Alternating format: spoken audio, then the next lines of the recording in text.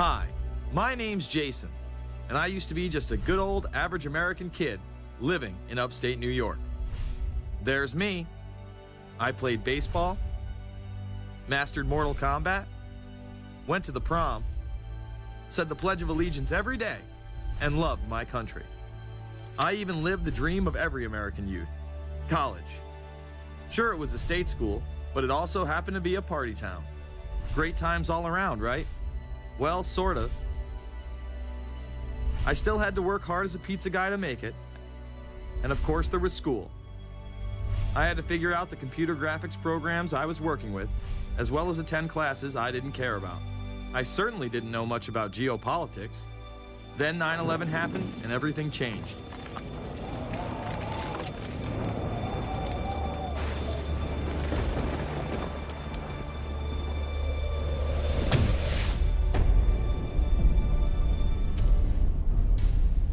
I was pissed. How dare the Muslim extremists massacre all those people? But was it all true? Prior to the invasion of Iraq, something didn't seem right. I then did a startling thing. I actually took a look at what happened that terrible September day. What I found horrified and angered me to such an extent that I took action. We were lied to, and lied to big time. Before I knew it, I went from a normal college student to the political guy at the party to one of the guys that brought you the first internet blockbuster, Loose Change. The film would not only change my life, but countless others as well. If you've ever seen Loose Change, the documentary about September 11th, conspiracy theorist documentary, it is riveting. Oh, like, yeah. you watch it, and by the end, not even the end, 10 minutes in, you're like... You got your car packed, your head...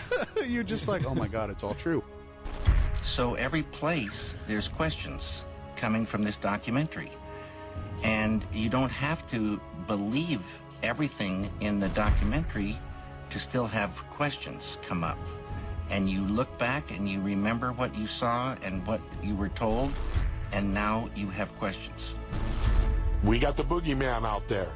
Wow. See, for many years it was communism, then it was the war on drugs, now it's the war on terror. All through our life, we've had to have a boogeyman.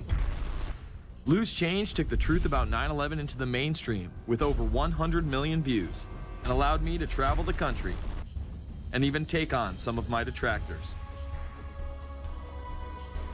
The answer is no, they cannot. Jason, I think it's telling that every time you disagree with something, you call the people a liar. I'm not calling anybody a liar, sir. I'm calling you a liar because you are a liar. But if we were lied to about 9/11, then who was really behind it? A lot of people on the web were pointing towards the New World Order, but that was impossible. I mean, the Hulkster couldn't be involved, could he? The NWO is the only way to go, and what you gonna do? So I set out to find out if a New World Order really existed. And if it did, what was it? Who was involved?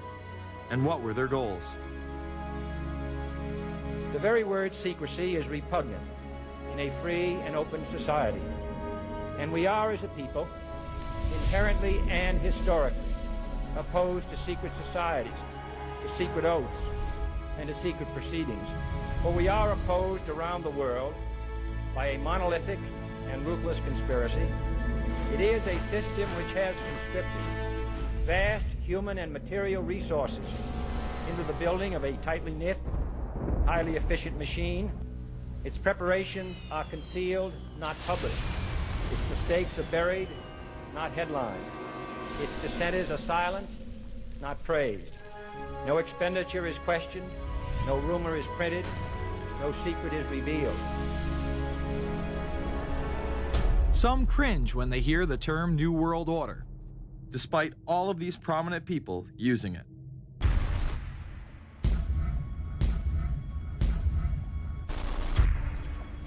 The world that maybe some people dreamt of at that conference back in Bournemouth, when it looked as if maybe history would end, that liberal democracy would triumph, that free market economics would slowly progress, and we'd have a new world order.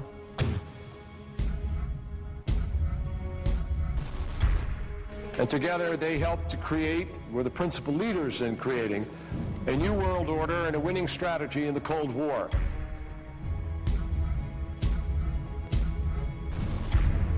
We are part of a new world order.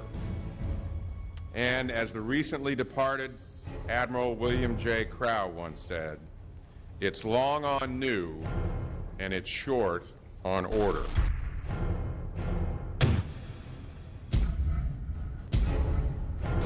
Walter Isaacson wrote a wonderful book about some of the wise men who helped shape the New World Order following the Second World War.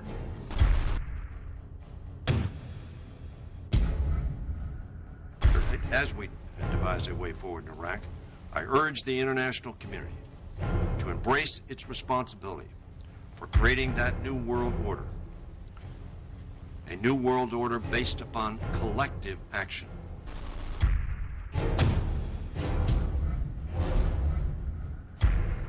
The transatlantic partnership was never just the foundation of our security. It was the foundation of our way of life. It was forged an experience of the most bitter and anguished kind. Out of it came a new Europe, a new world order, a new consensus as to how life should and could be lived.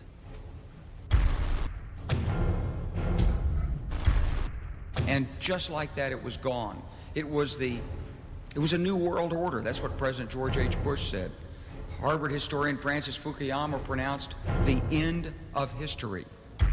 In fact, when it is used, that person is often dismissed out of hand because of the perception that it is nothing more than a conspiracy theory.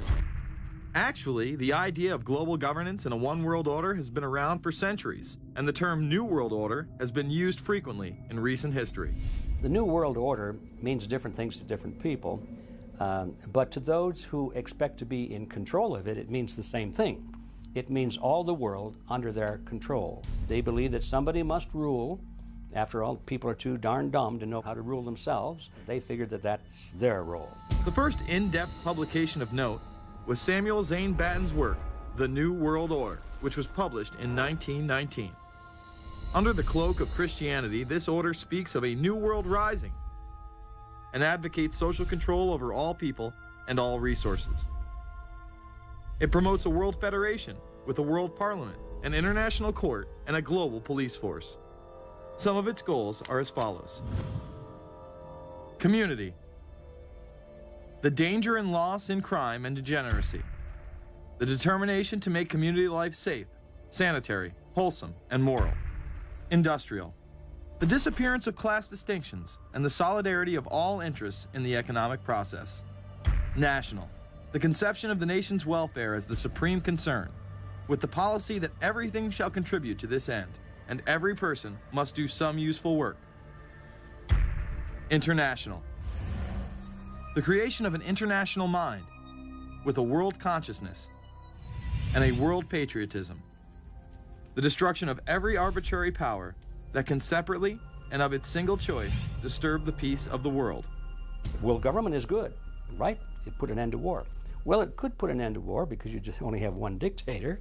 I think Adolf Hitler had that in mind. He wanted a world government too, with himself as the master leader. Many have regarded Hitler as the apex of evil, a true heart of darkness. But how many people know that Hitler had his own vision of a new world order? Hitler had been promoted by the establishment. He graced the cover of Time magazine many times and was their Man of the Year twice. His vision was simple: unify Europe and then the world. The only real difference was that his order was racially motivated, instead of being based solely on religion. He even wrote a lesser-known follow-up to Mein Kampf in 1928 that many have dubbed My Order, or New World Order. President Roosevelt would condemn this order prior to World War II. Nazi forces openly seek to establish systems of government based on the regimentation of all human beings by a handful of individual rulers who seize power by force. Yes, these men and their hypnotized followers call this a new order. It is not new, and it is not order. The idea of globalization was so prominent in Nazi ideology that the 1936 Berlin Games would be the first time that the Olympic rings would be displayed prominently and promoted in order to glorify the Third Reich. This symbol represents the 5 major regions of the world: Africa, America, Asia, Europe, and Oceania, interlocking and coming together as one. This one world philosophy still defines the Olympic Games today. Australia, hello and welcome. One world, one dream. Hitler's methods of youth corps, concentration camps, eugenics, and military aggression were so visible to the rest of the world, he eventually failed. However, his vision of a new world order lived on. Author H.G. Wells, the man behind The Time Machine and War of the Worlds, would write about a planned world state in which there must be a common faith and law for mankind. In 1939, he would publish a full book on the matter called The New World Order. Wells again has a similar vision, stating that national individualism has to go and that sovereign states must end. He then goes on to write, in the great struggle to evoke westernized world socialism, contemporary governments may vanish. Perhaps his most chilling prediction is that countless people will hate the New World Order, be rendered unhappy by frustration and their passions and ambitions through its advent, and will die protesting against it. Many of them quite gallant and graceful-looking people. Collectivism is that concept where individuals are considered to be discardable, and that the group is more important, and that the ultimate group, of course, is the state. And so it boils down eventually to the fact that the state is the all-important unit of society, and citizens exist only to serve the state. Other men of prominence would also promote a New World Order during the 1960s, including industrialist and former New York Governor Nelson Rockefeller. These are some of the reasons pressing us to lead vigorously towards the true building of a New World Order. Rockefeller would also become vice president under Gerald Ford. Religious leader Pope Paul VI, delegates to international organizations, public officials, gentlemen of the press, teachers and educators, all of you must realize that you have your part to play in the construction of a new world order. As well as former President Richard Nixon. And the hope that each of us has to build a new world order. However, Nixon was largely a mouthpiece for his most dominant advisor, Secretary of State Henry Kissinger. Kissinger may be the most vocal proponent for a new world order of his era. He has called for it time and time again, in policy papers, meetings, and interviews. Time magazine recognized both Nixon and Kissinger as Men of the Year after announcing their New World Order in China. However, they were working on it long before. In these once classified documents, they both discussed the New Order with the President of Indonesia. Mainstream media was even critical of Kissinger's vision in the early 70s. In ragged, spasmodic fashion, a new world order is coming into being, but it looks less and less like the world order that Mr. Kissinger had constructed in his own mind. Kissinger's New World Order would fall under the radar for some time. However, it saw a vast revival during the first Bush administration. Here is Brent Scowcroft, former vice chairman of Kissinger Associates and former national security advisor under both Ford and Bush Sr., as he discusses the New World Order. Looking at the subtitle this morning, Are We Ready for the New World Order? Gives me something of the shudders. That phrase, New World Order, I'm afraid I'm partly responsible for resurrecting. To me, what that symbolized was perhaps a fundamental change in the character of our response to national security issues. Here, Charlie Rose asked Scowcroft, Kissinger, and former national security advisor Zbigniew Brzezinski if we are living in a new world order.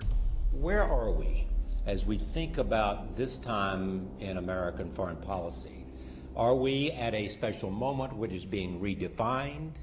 Or are we creating a new world order? We're at a moment when the international system is in a period of change like we haven't seen for several hundred years. In some parts of the world, the nation state on which the existing international system was based is either giving up its traditional aspects, like in Europe, or as in the Middle East. George H.W. Bush would campaign for a new world order like no other president before him. He would openly discuss it during his State of the Union address. What is at stake is more than one small country. It is a big idea, a new world order, where diverse nations are drawn together in common cause to achieve the universal aspirations of mankind. Again, a unified Europe was a major goal in creating this order. With few exceptions, the world now stands as one. A year and a half ago, in Germany, I said that our goal was a Europe whole and free. Tonight, Germany is united. Europe has become whole and free. The world can therefore seize this opportunity to fulfill the long-held promise of a new world order. We can find meaning and reward by serving some higher purpose than ourselves. A shining purpose, the illumination of 1,000 points of light. Bush Sr. and his administration would tour and promote this agenda across the board at any given opportunity. The President has spoken often of a new world order.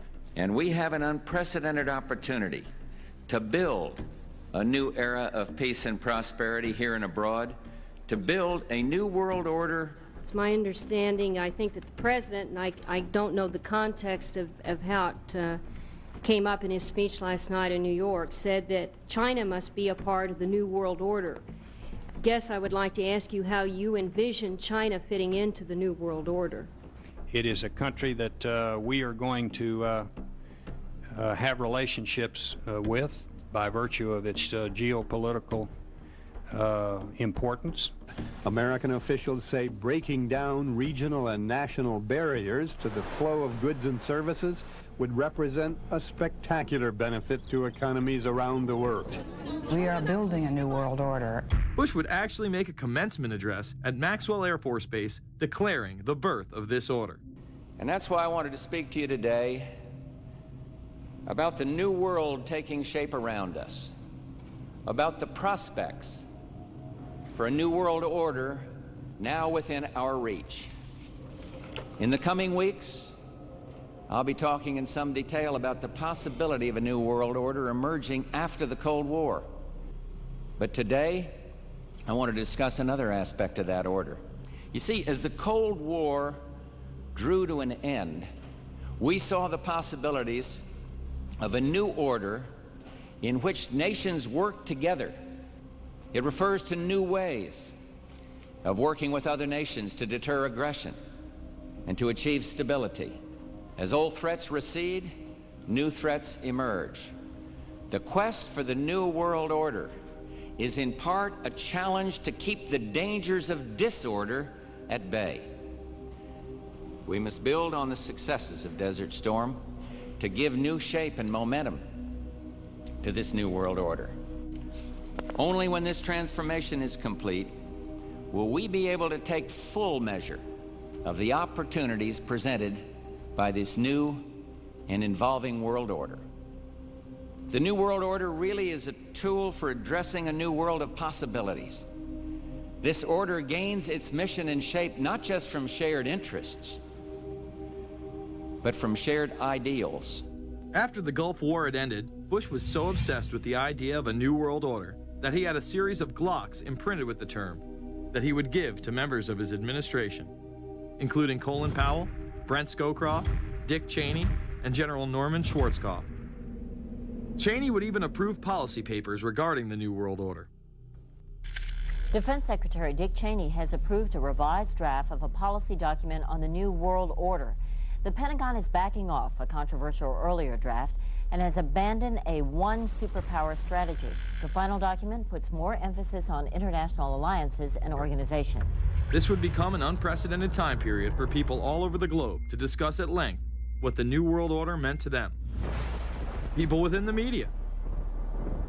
Does anybody want to talk about the New World Order? Is there a New World Order out there, or is this a vision that exists in the... He does have his vision, there's no doubt about that.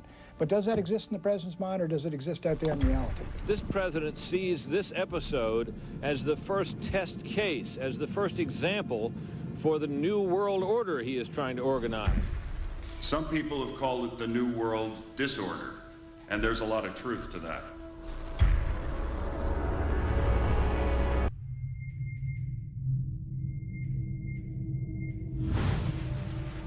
University and institutional chairs.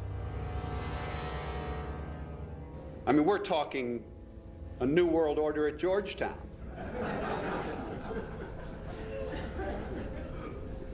And we'd like to be very much a part of it and continue to live. This is a world that is likely to be dominated in the near future, and perhaps longer, by the Gulf War and the New World Order, which is the buzzword of the moment. So the secret of a New World Order, and at this point it's just a slogan, but it does have some historical background in terms that orders have succeeded each other over time. The secret of this is to learn how to use coalitions. We are effective in the United Nations. People within government.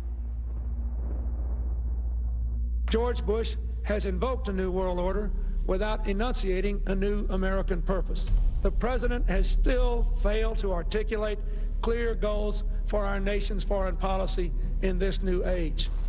I find the term New World Order very revolting, and just not only historically but politically today. I think Harding is absolutely right, and the actions of the administration just after enunciation of the New World Order put the lie to the fact there is any real substance behind what they say as New World Order. The first act of the New World Order was A, to make war, and then B, was to sell arms all over again. Is there a New World Order? We know certainly that George Bush has copyrighted the term at this point.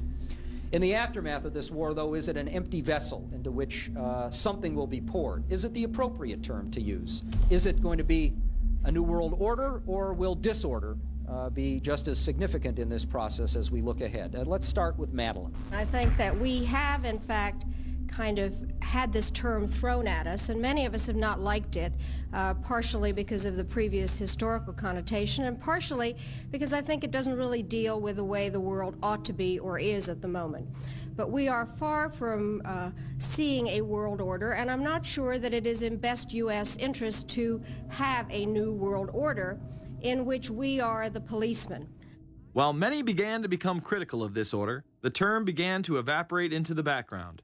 We are very, very skeptical of an international order if we are not sure how the rules will be made, because thus far the international order has been made with rules that we had no input into and that affect us, and even when on the few occasions when the rules will seem to favor us, then they get changed. A unipolar world, a world of one superpower, may be quite dangerous for us. The New World Order under the United Nations would mean, among other things, an end to our God-given rights given us and secured by the Constitution. The New World Order, which now has been called by some the New World Disorder, and by some people on the more liberal persuasion, the taking over of the world by the Council on Foreign Relations, the Trilateral Commission, and the UN to put us all in slavery. But what are these organizations? Who founded them? And what are the stated goals of each? Before we begin with the Council on Foreign Relations, let's delve further into history to understand roundtable groups and their origins. Its roots go way, way back in history, and they go back to the formation of a secret society, a secret organization that was created by Cecil Rhodes, a very powerful and very wealthy individual. And people have heard about him in history, and they know about the Rhodes Scholarship, and they think, well, isn't that nice? That they don't understand at all what that's all about. Cecil Rhodes, when he died, left his great fortune not to his family, not to his heirs, but for the creation of a secret society. And we know about this because there were some people very intimately involved with this organization who wrote about it. One of the best authors on this topic is Professor Carroll Quigley. He wrote several books and Tragedy and Hope is the best known of his. He described in detail this secret organization created by Cecil Rhodes, and he explains in these books he knows about them because he was invited by the organization into its inner circle. He was never a member of it, but he was invited in as their historian, and he was allowed to see their secret records and papers and study them for several years. And he knew all the important players, and he understood what it was about, and so he wrote these books. It's an amazing thing because he laid out in great detail what the purpose of the organization was and how they were the major players in all of the big international events since and including World War I. The bottom line is that you take the roots of that organization and you find out that they created in all of the British dependencies what they call roundtable groups. And then around those little roundtable groups, they created front groups. And the purpose of these front groups and roundtable groups was to penetrate into the governments of all of these different countries, to penetrate into the media centers, to penetrate into the educational systems. In other words, to penetrate into the social fabric, the power centers of society, and literally take them over from the inside without anybody being aware that they were controlling influence. After World War I, the International League of Nations arose as a precursor to the United Nations in 1919, under what seemed to be the vision of President Woodrow Wilson and his 14 points. The League of Nations was the first attempt at the New World Order, the first attempt at a global government based on the model of collectivism. And it was the brainchild of the elitists, the ancestors of the very people who are still working on this project. They're collectivists, they're very wealthy people.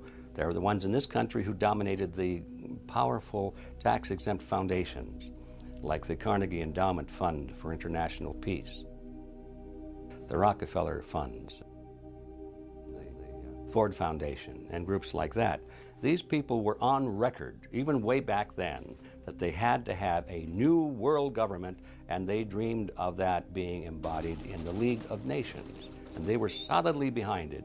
And that was one of the reasons those people encouraged the United States into World War I, was because of the crisis of World War I, and that would also condition Americans to thinking of making big changes in their system, because we certainly don't want another war like that, do we? There's that fear angle again.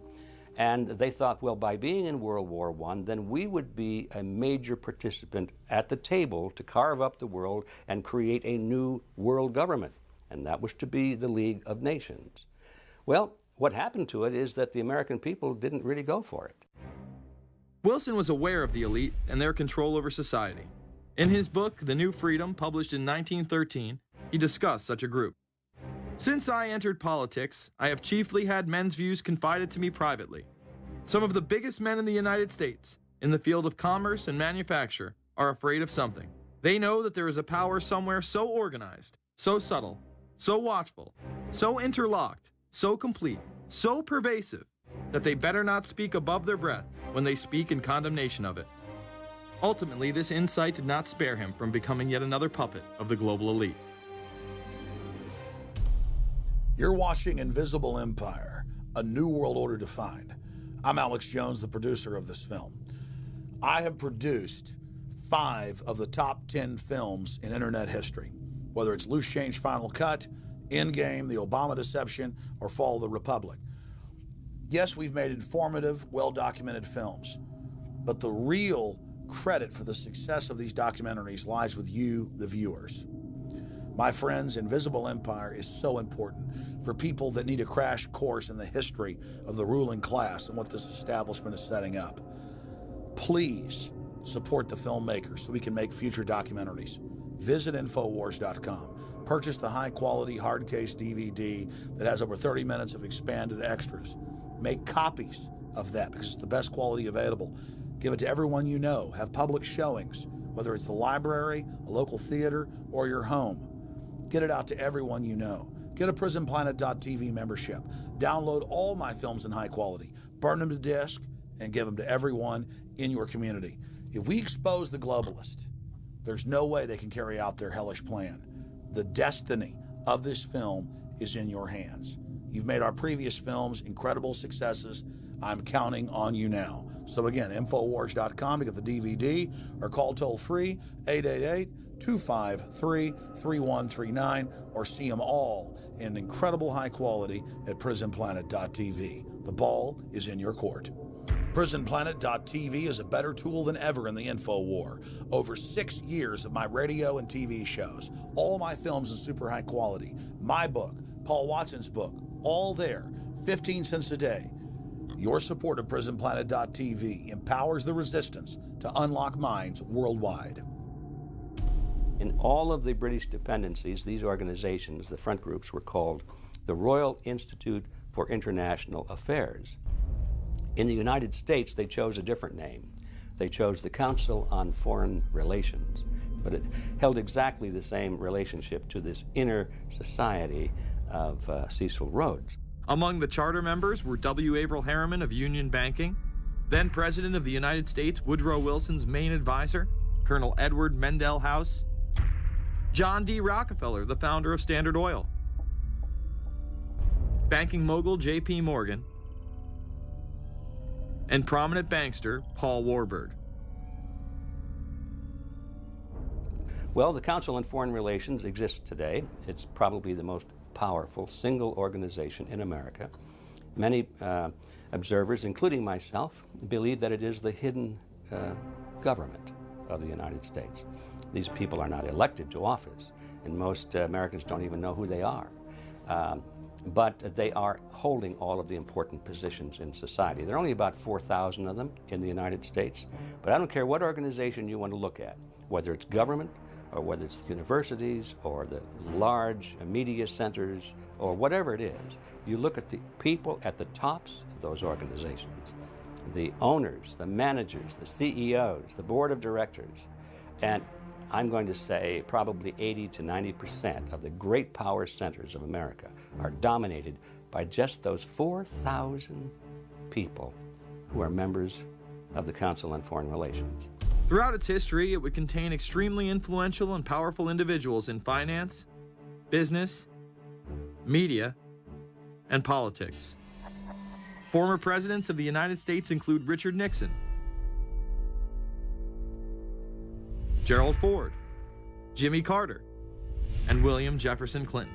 Currently, Barack Obama claims not to be a member, but has spoken in front of the Council and has had his writings published in the Council's magazine, Foreign Affairs. It's been reported that you and your wife are in the globalist CFR, which is the Council on Foreign Relations. I'd like to know if that is true. Well, first of all, I'm not the Council on Foreign Relations. I don't know if I'm a official member. I've spoken there before. It basically is just a forum where a bunch of people talk about foreign policy, and so there's nothing. There's no official membership. I don't have a card or, you know, a special handshake or anything like that. Now, why is that important?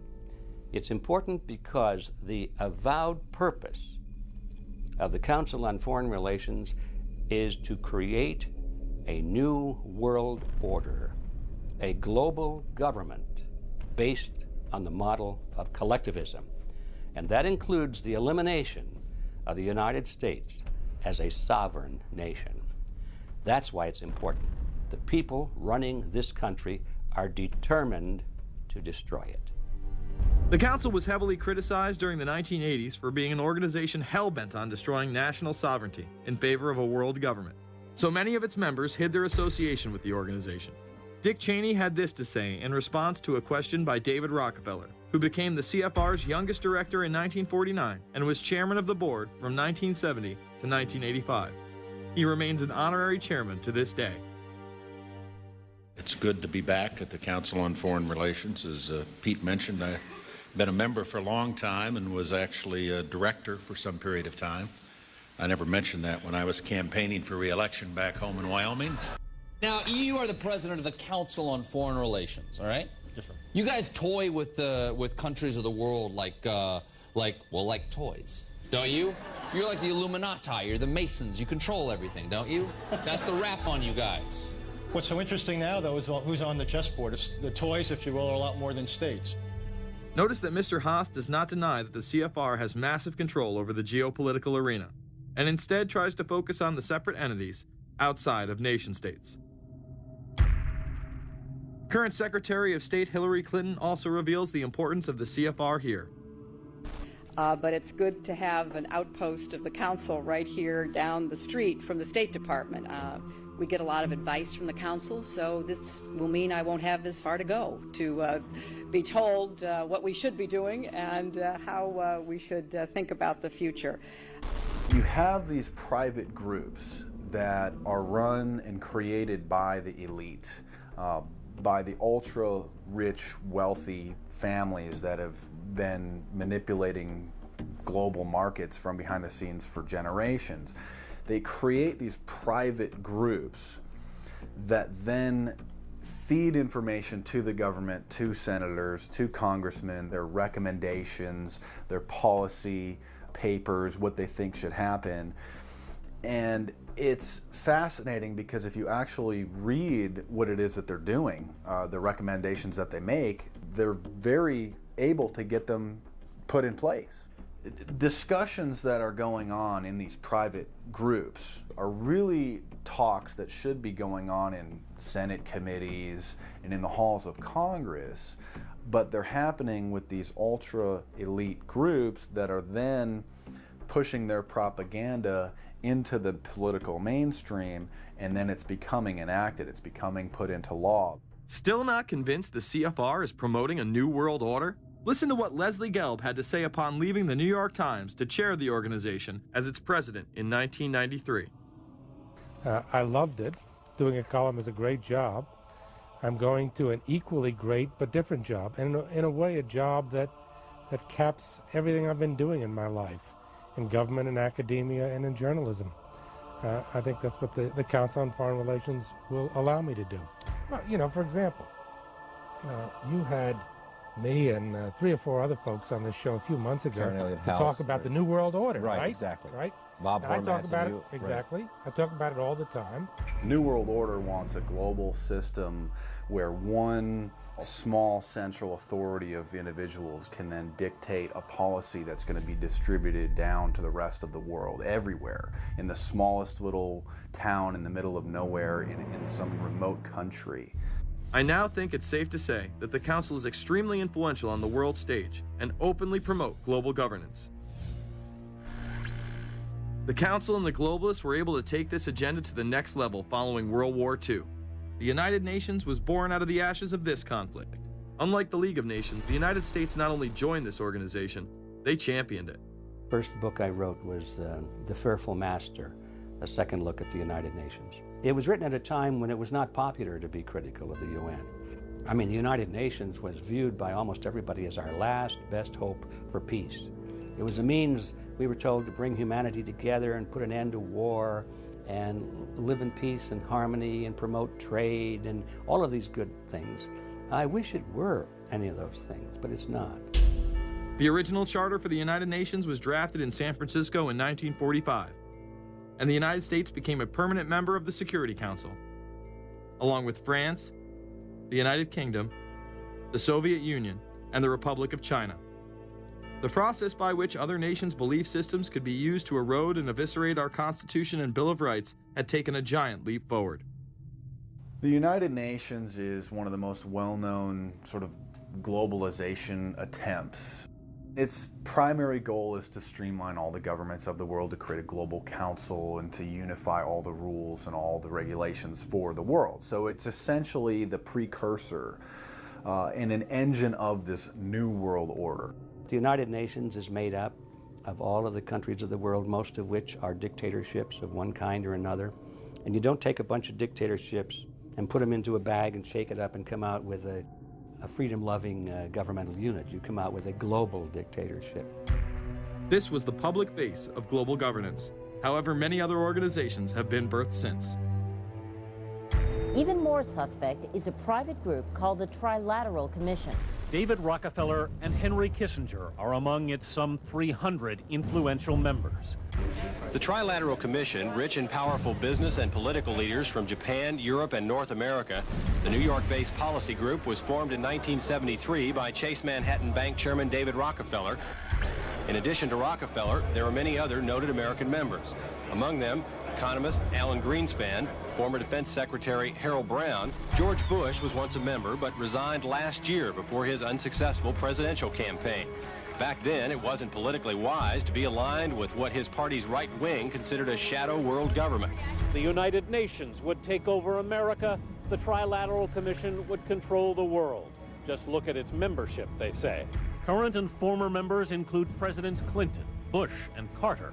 Names like Brzezinski, Christopher, Kissinger, and Schultz. And top executives of ITT, Xerox, Exxon, and Nations Bank. Although this group with only 300 members seems to be at the apex of the power structure, there is yet another group formed in 1954 that is even smaller in number and has a greater influence on world events. Meet the Bilderberg Group. This elite group meet annually around the globe. There is a core group of members who have attended every year for decades, such as David Rockefeller, Henry Kissinger, and Queen Beatrix of the Netherlands. These members invite others who are politically and socially relevant at the time. Each year, around 140 people are in attendance. Real quick, I asked you this question. In 2004, you attended a meeting in Italy called the Bilderberg Group. I just want to know what you were doing out there, what that was all about. Because she lied to me and told me she didn't go. I figured you might tell me the truth. All I did was go. They had a Republican and a Democrat. I gave like a 20-minute talk on the presidential election. And did it have anything to do with being John Kerry's running mate? Did you talk about that at all? No, because I wasn't his running mate. Okay. I happened to be in Europe then on my way to Russia. I was invited to go to Bilderberg by Vernon Jordan, a friend of mine and a genuine hero of the civil rights movement. And to the best of my knowledge, NAFTA was not discussed by anybody in my presence. Documents released by the group in 2001 reveal that in September of 1955, the group met in Germany and covertly outlined the idea of a European Union. Section E, European Unity, discusses the general support for European integration and unification, and the idea to unify Germany once again with the rest of Europe under a common marketplace. Belgian Viscount and current Bilderberg chairman Etienne Davignon told the EU Observer in 2009 that the next Bilderberg meeting could improve understanding on future action in the same way it helped create the euro in the 1990s. This illustrates the patience, vision, and reach of this organization.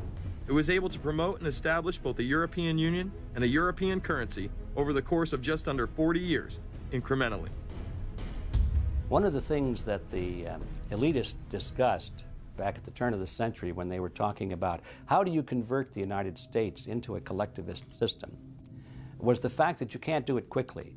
You have to let people get used to it incrementally, because any major change would be rejected. The 1957 Conference of Rome, where the Common Market Treaty, providing for free trade in all products, was at last signed.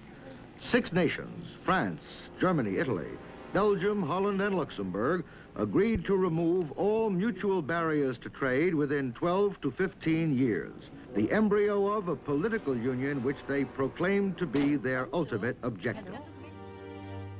In that fashion, it's possible for people to get used to this process and even to think it's a good thing. People will accept the gradual growth of government, the gradual loss of their purchasing power. They'll accept almost anything if it's done gradually, and we have to be very alert to that. 2008 and 2009 attendees include World Bank President Robert Zoellick, Treasury Secretary Timothy Geithner, former head of British Secret Intelligence Richard Dearlove, Donald Graham, CEO of the Washington Post, CNN host and author of The Post-American World, Fareed Zakaria, and many other giants of business, politics, and media. You just came back from meeting with the Bilderberg Group. The Bilderberg Group are, you know, when people who are conspiracy theory people, they send me mail, it's usually about the Bilderberg Group. And I get these books on my front door, which I'm uncomfortable with, and it's all about the Bilderberg, like they're the modern day Illuminati. Are you a member of the Bilderberg Group? I don't think we're supposed to talk about this. Many have identified them as the kingmakers, the puppet masters that pull the strings behind the scenes. Perhaps there is no better example of this than what occurred during the 2008 conference. Immediately after Obama had been selected as the Democratic presidential nominee, the pressure was on to choose a running mate. We've put together a committee. We are going to be equally deliberative in how we move forward. And we're not going to do it in the presser, and we're not going to do it through surrogates. He then tricked the press corps into staying on the plane as it took off from Washington. He was whisked away to an undisclosed location. Obama was supposed to fly home. He'd been here in Virginia. He was supposed to fly home out of Dulles, as you know, outside Washington, D.C. The press corps was waiting for him on the plane, and the pilot announced that they were leaving, and Barack Obama was not on the plane. Presumptive nominees in the past has always been that they have at least a press pool with them at all times. Is there a reason why we didn't go with him in the motorcade all the way? This is what we're out here for, and now we're on this plane with no candidate. Again, you know, look, I understand. There was a desire to do these meetings, obviously, in private. The press then began to report that Obama and Hillary were meeting secretly in her home. Well, we continue to follow our breaking news. Barack Obama, Hillary Clinton meeting tonight at her house in Washington, D.C. However, it was later revealed that they never actually met at Clinton's home. And we're following this breaking story. Candy Crowley, we understand, has new information. Candy, what have you learned? We are hearing actually from Chris Welsh, who is our embed with the Obama campaign. Those are the people that took off without Obama and went to Chicago. The spokesman there is in fact confirming that the meeting did take place. They're talking in past tense now, but saying that the meeting did not take place at the Clintons' house. It took place at this point at some place, I don't know where, some undisclosed place in Washington, D.C., not at Hillary Clinton's house. Remember, Gibbs mentioned that Obama had a desire to have several meetings, not just one. Is there more than one meeting? Is there more than one person with whom you... I'm not going to get into all the details of the meetings. I don't know that I've got a ton more different answers for all of your questions. The truth of the matter is that Bilderberg just happened to be in the neighborhood at the time. They were holding their annual meeting just down the road in Chantilly, Virginia. What are the chances? What's interesting and dangerous about the New World Order is that it's not a natural progressing idea. It's just not civilization naturally evolving and organizing into this system. It's the group of extremely powerful people that are manipulating the system to get it to this status from behind the scenes without anybody's knowledge. You have to ask yourself, if there isn't an agenda going on to keep those organizations quiet and to keep them out of the news, to keep the discussions about them behind closed doors, then why is it that these supposed experts on the left and on the right never talk about them? This has been a condensed history of the globalist organizations and their rise to power. But is there a reason they meet behind closed doors? A shadow world government has been mentioned, but to truly understand what that means, let's go back to this iconic warning from President Dwight D. Eisenhower. Progress toward these noble goals is persistently threatened by the conflict now engulfing the world. It commands our whole attention, absorbs our very beings. We face a hostile ideology, global in scope, atheistic in character, ruthless in purpose, and insidious in method. Unhappily, the danger it poses promises to be of indefinite duration. The need to maintain balance in and among national programs. Balance between the private and the public economy. Balance between the cost and hoped for advantages. Balance between the clearly necessary and the comfortably desirable. We have been compelled to create a permanent armaments industry of vast proportions. We annually spend on military security alone more than the net income of all United States corporations. The total influence, economic, political, even spiritual, is felt in every city, every state house, every office of the federal government. Yet we must not fail to comprehend its grave implications. Our toil, resources, and livelihood are all involved. So is the very structure of our society. In the councils of government, we must guard against the acquisition of unwarranted influence, whether sought or unsought, by the military-industrial complex. The potential for the disastrous rise of misplaced power exists and will persist. America went into a major mobilization, revived its defense industries, and we saw the civilian economy of America more and more skewed through the 50s.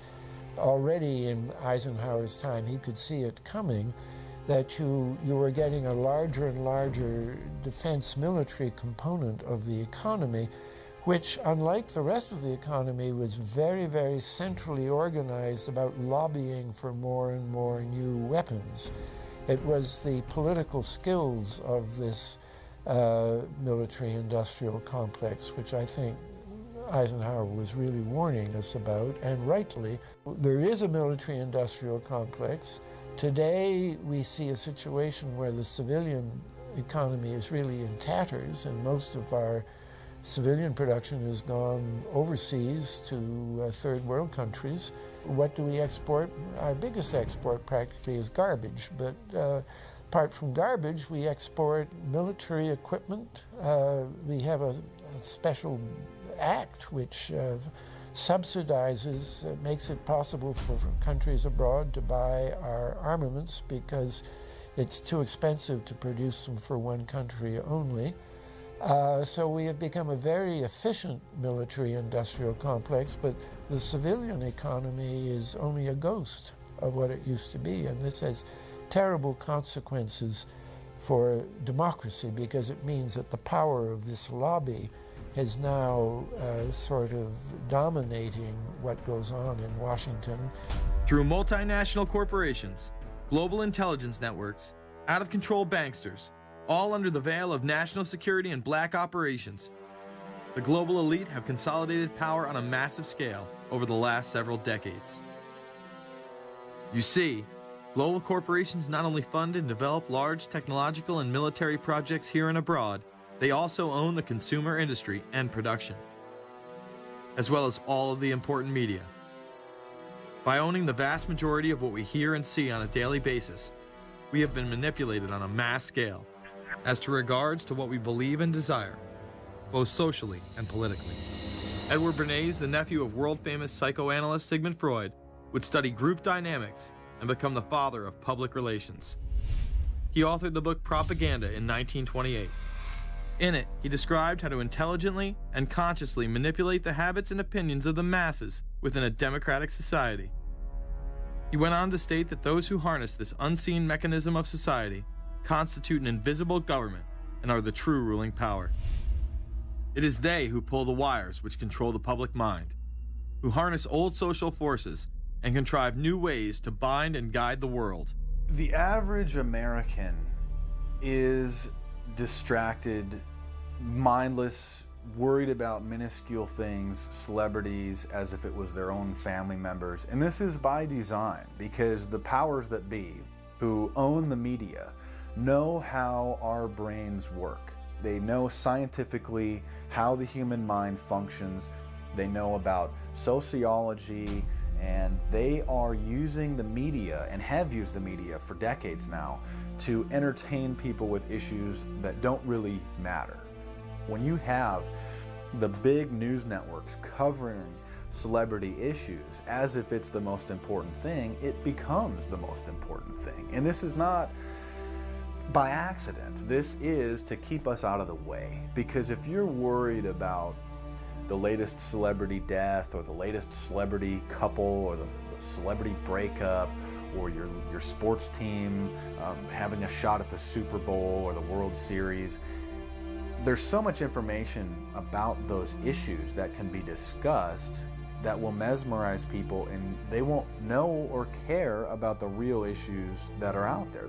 Well, I think this is just one more piece of evidence of the degree to which the media, supposedly the watchdogs, has become the gatekeeper of the system.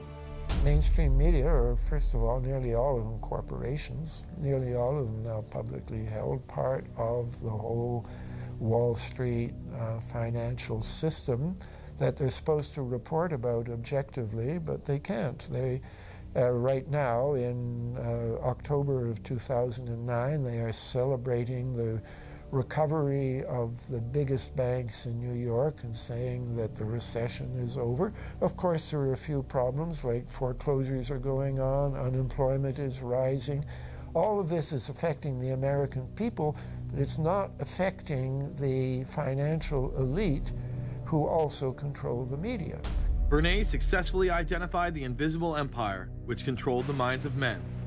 So as the populace is mesmerized and hypnotized by powerful behind-the-scenes forces, as they are distracted by the latest celebrity scandal, the newest cell phone, and their favorite sports team, this network disguises itself, remaining in the shadows.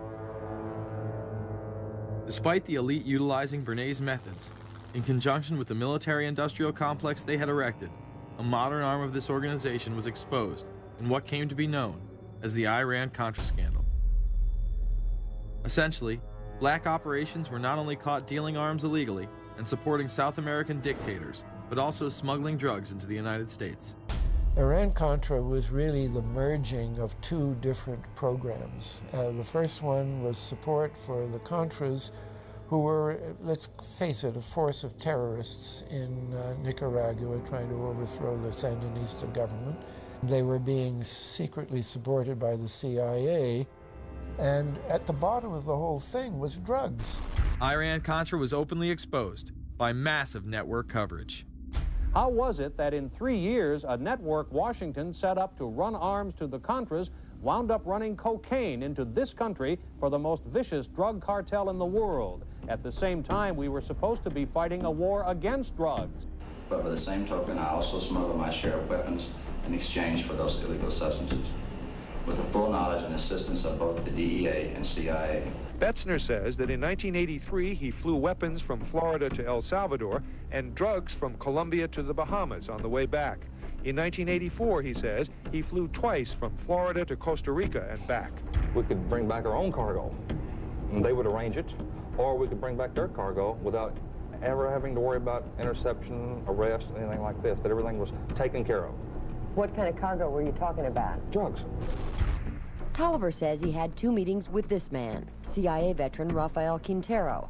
Then in March of 1986, he says he flew 14 tons of weapons down to Honduras, to this Contra resupply base set up by the CIA. We take off from Tegucigalpa, Honduras, and we leave. To? South Florida. Where in South Florida? We landed at Homestead. Homestead? Air Force Base. This is the plane Tolliver says he used. The plane traces to a company that had a State Department contract to fly humanitarian supplies to the Contras. In addition to that, 3 dozen sources confirm the basic scheme. We can now report that long before that operation began, there was another operation to provide guns for the Contras, which was also against the law. In this operation, Americans and Israelis provided arms to the Contras, and then the same network smuggled drugs into the United States. The operation was launched in spring of 1983 at Washington's request, with at least $20 million of Israeli government money later reimbursed, we're told, from U.S. covert operations funds. For about 5 years, people were flying arms into Iran, and most of them came from Israel. The Israelis purchased the weapons from Poland and Czechoslovakia and began shipping them secretly from Yugoslavia to Bolivia, and then to Panama. The Israeli liaison man there, this man, Michael Harari, until recently a close aide to Panama's strongman, General Manuel Noriega. You'd bring the ship into Colombia, you would load drugs aboard it, and you would bring those drugs back to Panama with you. But bringing that stuff into the United States, that was something else. I've never been so thoroughly disgusted with myself in my life. This network would also be involved in the October surprise. We really can't understand that unless we understand the so-called October surprise in the 1980 election, which is, I think, unquestionably Republicans, including William Casey, who later became Reagan's head of the CIA, negotiated with the Iranians for them not to release the hostages which were being held in Iran to Carter, but to wait until the Carter was defeated and the Republicans were in. That is what actually happened, that the hostages were only released on the day that Carter left office and Reagan came in.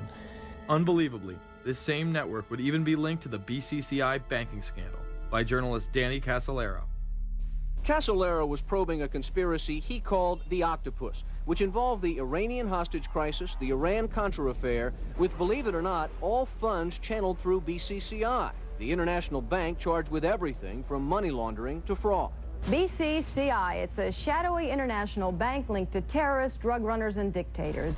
Little was known about BCCI until 6 of its top officers were arrested in Tampa in October of 1988 on charges of laundering drug money for Colombian cocaine bosses. The BCCI men were convicted, and the bank itself pleaded guilty. But for some reason, the bank was allowed to continue to operate all over the world. There are indications that some of the reluctance to prosecute this bank stem from the favors it did. For? The favors it did for intelligence services everywhere. Too many secrets of too many countries, too many prominent people, too many hands-on, and that makes it desirable that this entire affair be forgotten. It began to become clear that the global traffic of drugs were funding violent dictators, rigging elections, supporting the arms trade, and enforcing the assassination of anyone who got in the way. Casolaro was found dead for his efforts in exposing this network. His death, of course, ruled a suicide. He was meeting a source in West Virginia. He was about to discover all. Instead, his body was discovered in a hotel room with 12 slashes in his wrist, but when the local authorities ruled it suicide, the family said, no way. The housekeeper had taken calls threatening his life. And I pick it up telephone, I say hello, and he say to me, you son of a bitch, you's dead. Casolaro would not be the only person involved in the scandal to wind up in a casket. Meet Barry Seal. At first, the media portrayed Seal as a drug dealer gone good, who was assassinated by the Colombian mafia. Authorities believe last night's machine gun killing of top drug informant Barry Seal was ordered by drug bosses in Medellin, Colombia, who sent 5 men to Baton Rouge to kill Seal. Sam Dalton was the lawyer that represented the Colombian hitmen convicted of his assassination. We were trying to subpoena the CIA because we felt like they had documents, exhibits, and evidence that would indicate complicity in Seal's assassination. When they were able to gain access of Barry Seal's trunk the night of the murder, the personal phone number of none other than George H.W. Bush was present. Louis Unglesby, the former attorney for Mr. Seal, also confirms that he once called the office of the vice president after Seal had given him the number. You see, the Black Ops drug smuggling operation had not yet been exposed, and intelligence couldn't take any chances. It was later revealed that Seal was involved in smuggling cocaine into Mena, Arkansas, while Bill Clinton sat as governor. 1983, Ronald Reagan was president, Bill Clinton was governor. And little Mena, Arkansas, changed from a quiet town to a center for drug smuggling and reported Contra support activity. In the middle of it all, this man, admitted dope smuggler Barry Seal. Arkansas State Trooper Russell Welch investigated Seal's organization. Each trip would have 250 to 350 pounds of cocaine. According to the London Telegraph, Arkansas State Trooper Larry Patterson testified under oath that he and his officers discussed repeatedly in Clinton's presence the large quantities of drugs being flown into Mena Airport, large quantities of money, large quantities of guns. Hot Springs police officers would also record Roger Clinton, Bill's brother, during a cocaine transaction stating, "Gotta get some for my brother. He's got a nose like a vacuum cleaner." There was also a large amount of money laundering going on in Mena.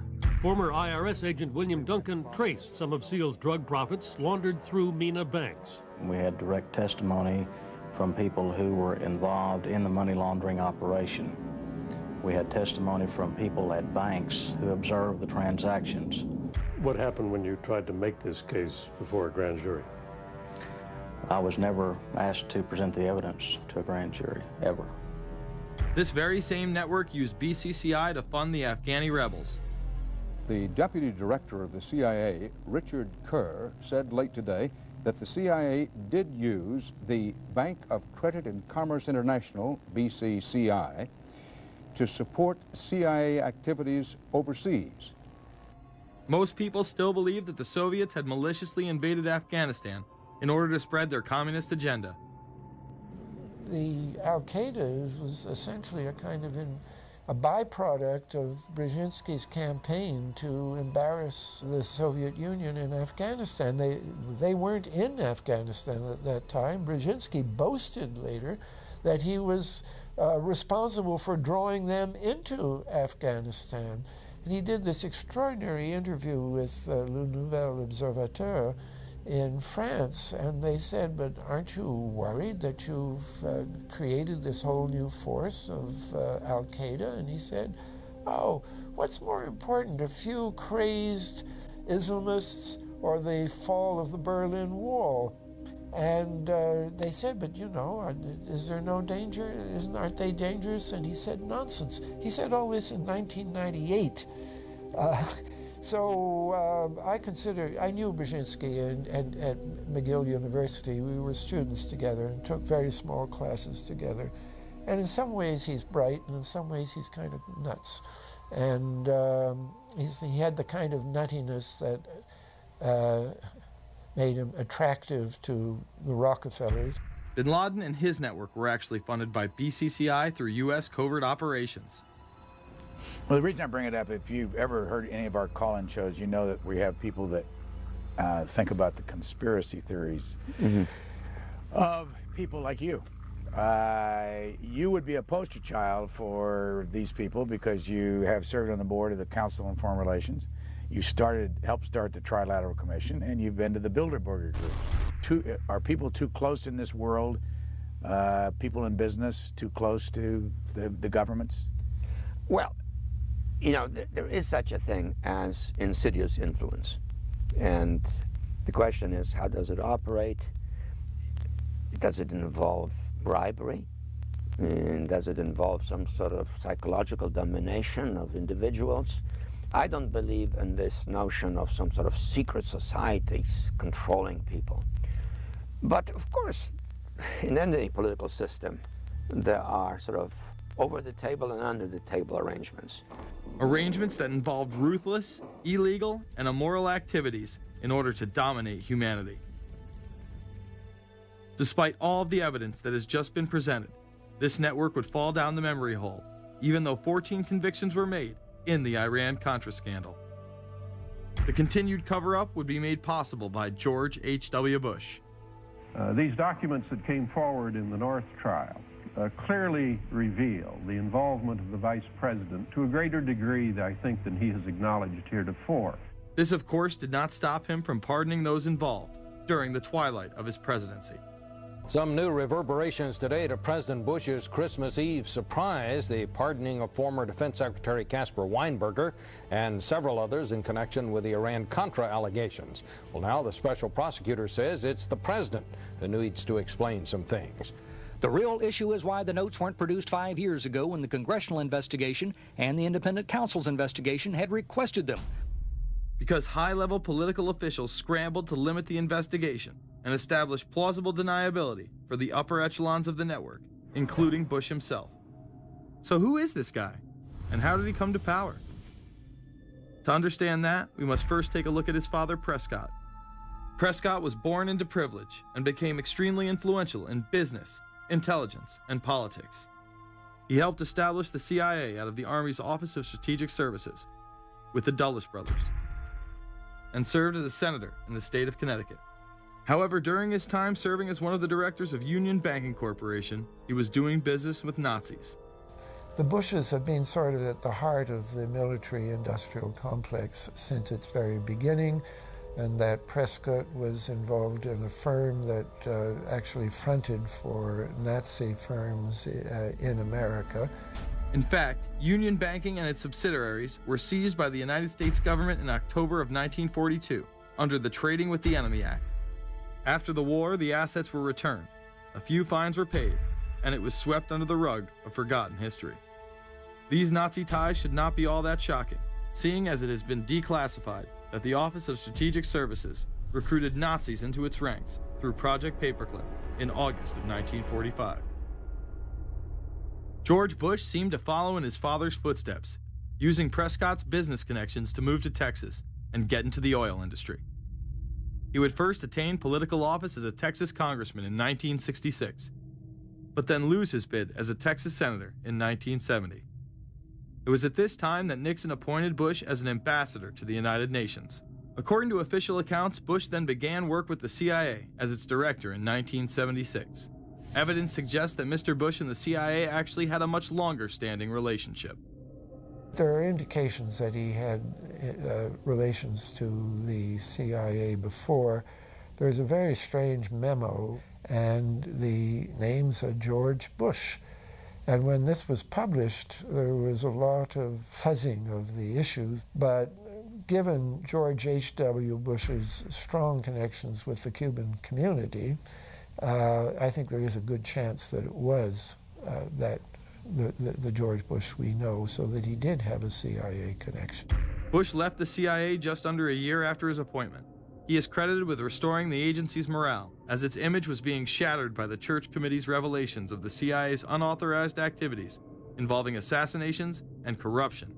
In reality, Bush was responsible for denying the Church Committee many of the documents it requested, and making it impossible for them to do a thorough investigation. After his time as CIA director, he devoted himself to becoming the next president of the United States. Many people within his own party did not like his globalist ties. Along the campaign trail, Bush continually had to explain his association with the group. You know J.R. Ewing in the show Dallas? J.R. is a member of the Trilateral Commission, I think. It's got to be because it's so bad. Let me tell you something. I used to be a member of it. I resigned, as I did from every business thing I was in, to concentrate on one thing, running for President of the United States. Ronald Reagan initially had no interest in having Bush as his running mate. Even then presidential candidate Ronald Reagan had questions. I would suggest that maybe Mr. Bush would clear the air if he'd tell us why he resigned. Reagan's backers then forced him to choose their intelligence frontman, George H.W. Bush, as his vice president. But in spite of last year's campaign rhetoric, all seems to be back to normal between George Bush and his old colleagues. And President Reagan, who is relying on many of these powerful business leaders to make his economic package work, will host commission representatives at the White House Monday. After Reagan's election, there was an attempt on his life, just 69 days into office. Astoundingly, Bush would again be connected. So just who is John Hinckley, Jr.? When he left this neighborhood 8 years ago, he was, by all accounts, well-liked and seemingly normal. This donut shop near the motel was visited by Hinckley, who reportedly waited for a phone call here each day, even though he had a phone in his motel room. The nature of the calls is not known. A touch of irony. The young man walking with the elder Hinckley is 30-year-old Scott Hinckley, John Jr.'s brother. He and Vice President Bush's son, Neil, are friends. They had planned to have dinner together in Denver tonight. The plans have been canceled. We were told Hinckley was a madman acting alone. If that was the case, why was he making phone calls from a payphone down the road instead of his hotel room? Why was the would-be assassin's brother a family friend of the man who stood to gain the presidency? While Reagan led the nation in the public eye, Bush exploited his power through the largely unknown Continuity of Government Directive. In the United States federal government, there is a super-secret agency which controls this shadow government. The National Program Office allowed Bush and his network to attain executive emergency powers. Ronald Reagan authorized the National Program Office when he signed a top-secret directive in 1982. Oliver North was one of the key officers responsible for the program's startup. Under the NPO's direction, 4 agencies were charged with execution of the Doomsday Plan: the CIA, the Departments of State and Defense, and the Federal Emergency Management Agency. An effort was being made to consolidate continuity of government programs across several major departments of the government under one office. After 8 years of secret wars, covertly sponsored revolution and assassination had advanced globalist interests and allowed Bush to achieve his lifelong dream by becoming the 43rd president of the United States. The fall of the Soviet Union left the United States as the sole superpower in the world. The Wolfowitz Doctrine stated, "We must maintain the mechanism for deterring potential competitors from even aspiring to a larger regional or global role." The New World Order was on display with the first Gulf War and the creation of a European Union. After losing to his crony Bill Clinton, he faded into the background as the agenda for a New World Order marched forward. After 1989, President Bush said, and it's a phrase that I often use myself, that we needed a New World Order. We have just exposed many of the globalist operations, including drug dealing, funding terror, dealing arms, and taking over the United States government by stealth. Whenever these agendas were threatened, those who opposed them ended up dead.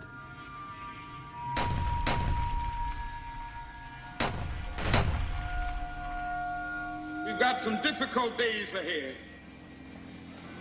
but it really doesn't matter with me now, because I've been to the mountaintop.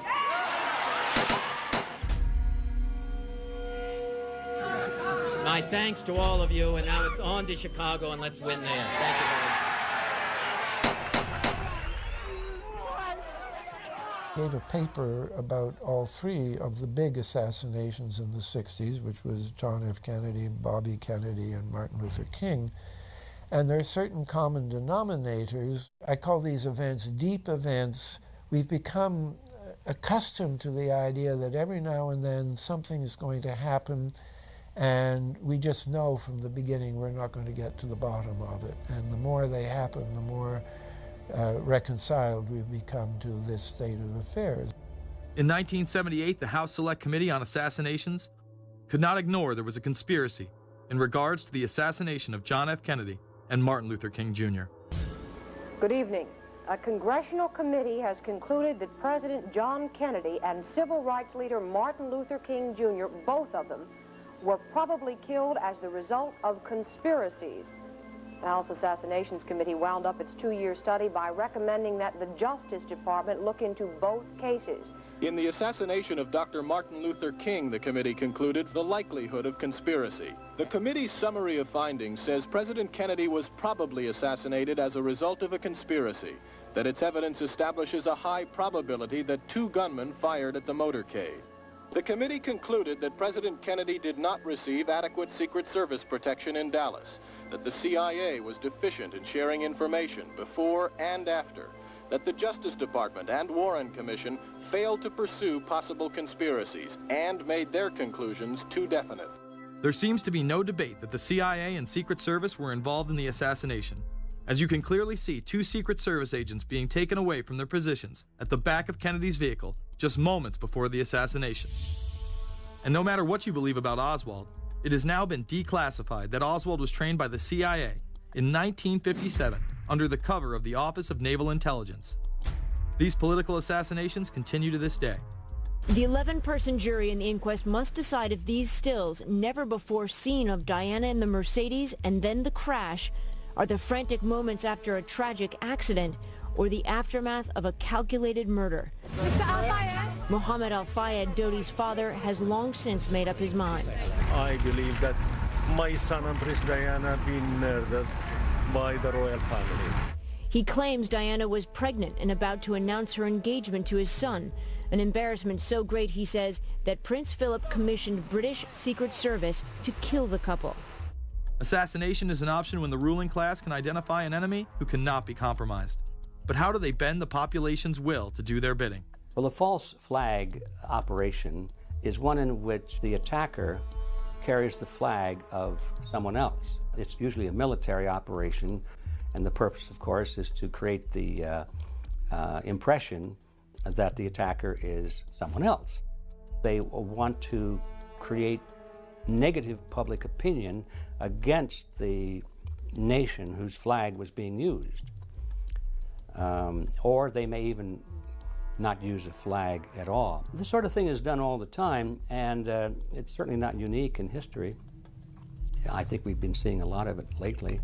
Americans are easily motivated by false flag operations, and I think it's inevitable that we will see false flag operations in the near future. It is used in order to seize power at an accelerated pace. A very well documented modern example of this is the Tonkin Gulf incident. There were two sets of Tonkin Gulf incidents. The first one on August 2nd were real but trivial. The second on August 4th, 2 days later, were the ones to which we actually sent planes off in retaliation and were, in theory, much bigger, a torpedo attack on a U.S. destroyer, but in fact it never happened. When McNamara visited Vietnam, he confirmed the Tonkin Gulf incident never occurred, and once again, we were lied into war. To this day, I don't know what happened on August 2nd and August 4th, 1964 in the Tonkin Gulf. The general provided the answer, saying his Navy attacked the Maddox on August 2nd. But on the 4th, nothing happened. There was absolutely nothing, he said. We know for a fact now that NSA and CIA both falsified their reports up to Johnson on that day to make it look as if there had been an attack. Upon the fall of communism, a new threat had to be established in order to maintain their military-industrial complex and keep the people in fear of invisible enemies. More modern examples of this have been used not only to start conflicts abroad, but to instill fear in large populations in order to demonize groups and further erode civil liberties. The majority of people still believe that Timothy McVeigh was a right-wing extremist who bombed the Oklahoma City building with a Ryder truck because he was upset with the government. People close to the event told a very different story.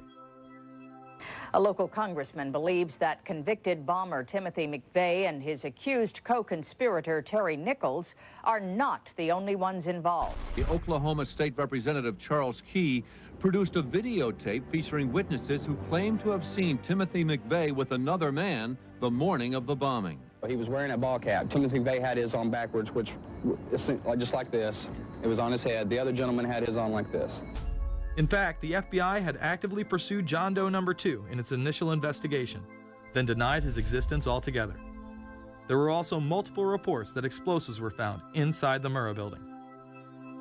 The Justice Department is reporting that a second explosive device has been found in the AP Murrah building in downtown Oklahoma City. Mike, you're still with us, aren't you? Yes, I am, and I might tell you in addition to that, in fact, what we were told at the scene a few minutes ago was that, in fact, 2 different explosive devices were found in addition to the one that went off. The second explosive was found and diffused. The third explosive that was found, and they are working on right now as we speak, I understand, both the second and third explosives, if you can imagine this, were larger than the first. Bomb squads were actually caught on video pulling into the building to retrieve these devices. They'll back that trailer down there, and the bomb squad folks will go in, and they will use that trailer. You see the bucket on the back there, sort of, this is how they would transport the explosive device away from this populated area to try to do something with it. I just took a look down the street at the Murrah building again. I see another bomb truck going, so apparently they're going to try to get out that third bomb that's been talked about. This was even confirmed by the governor at the time, Frank Keating.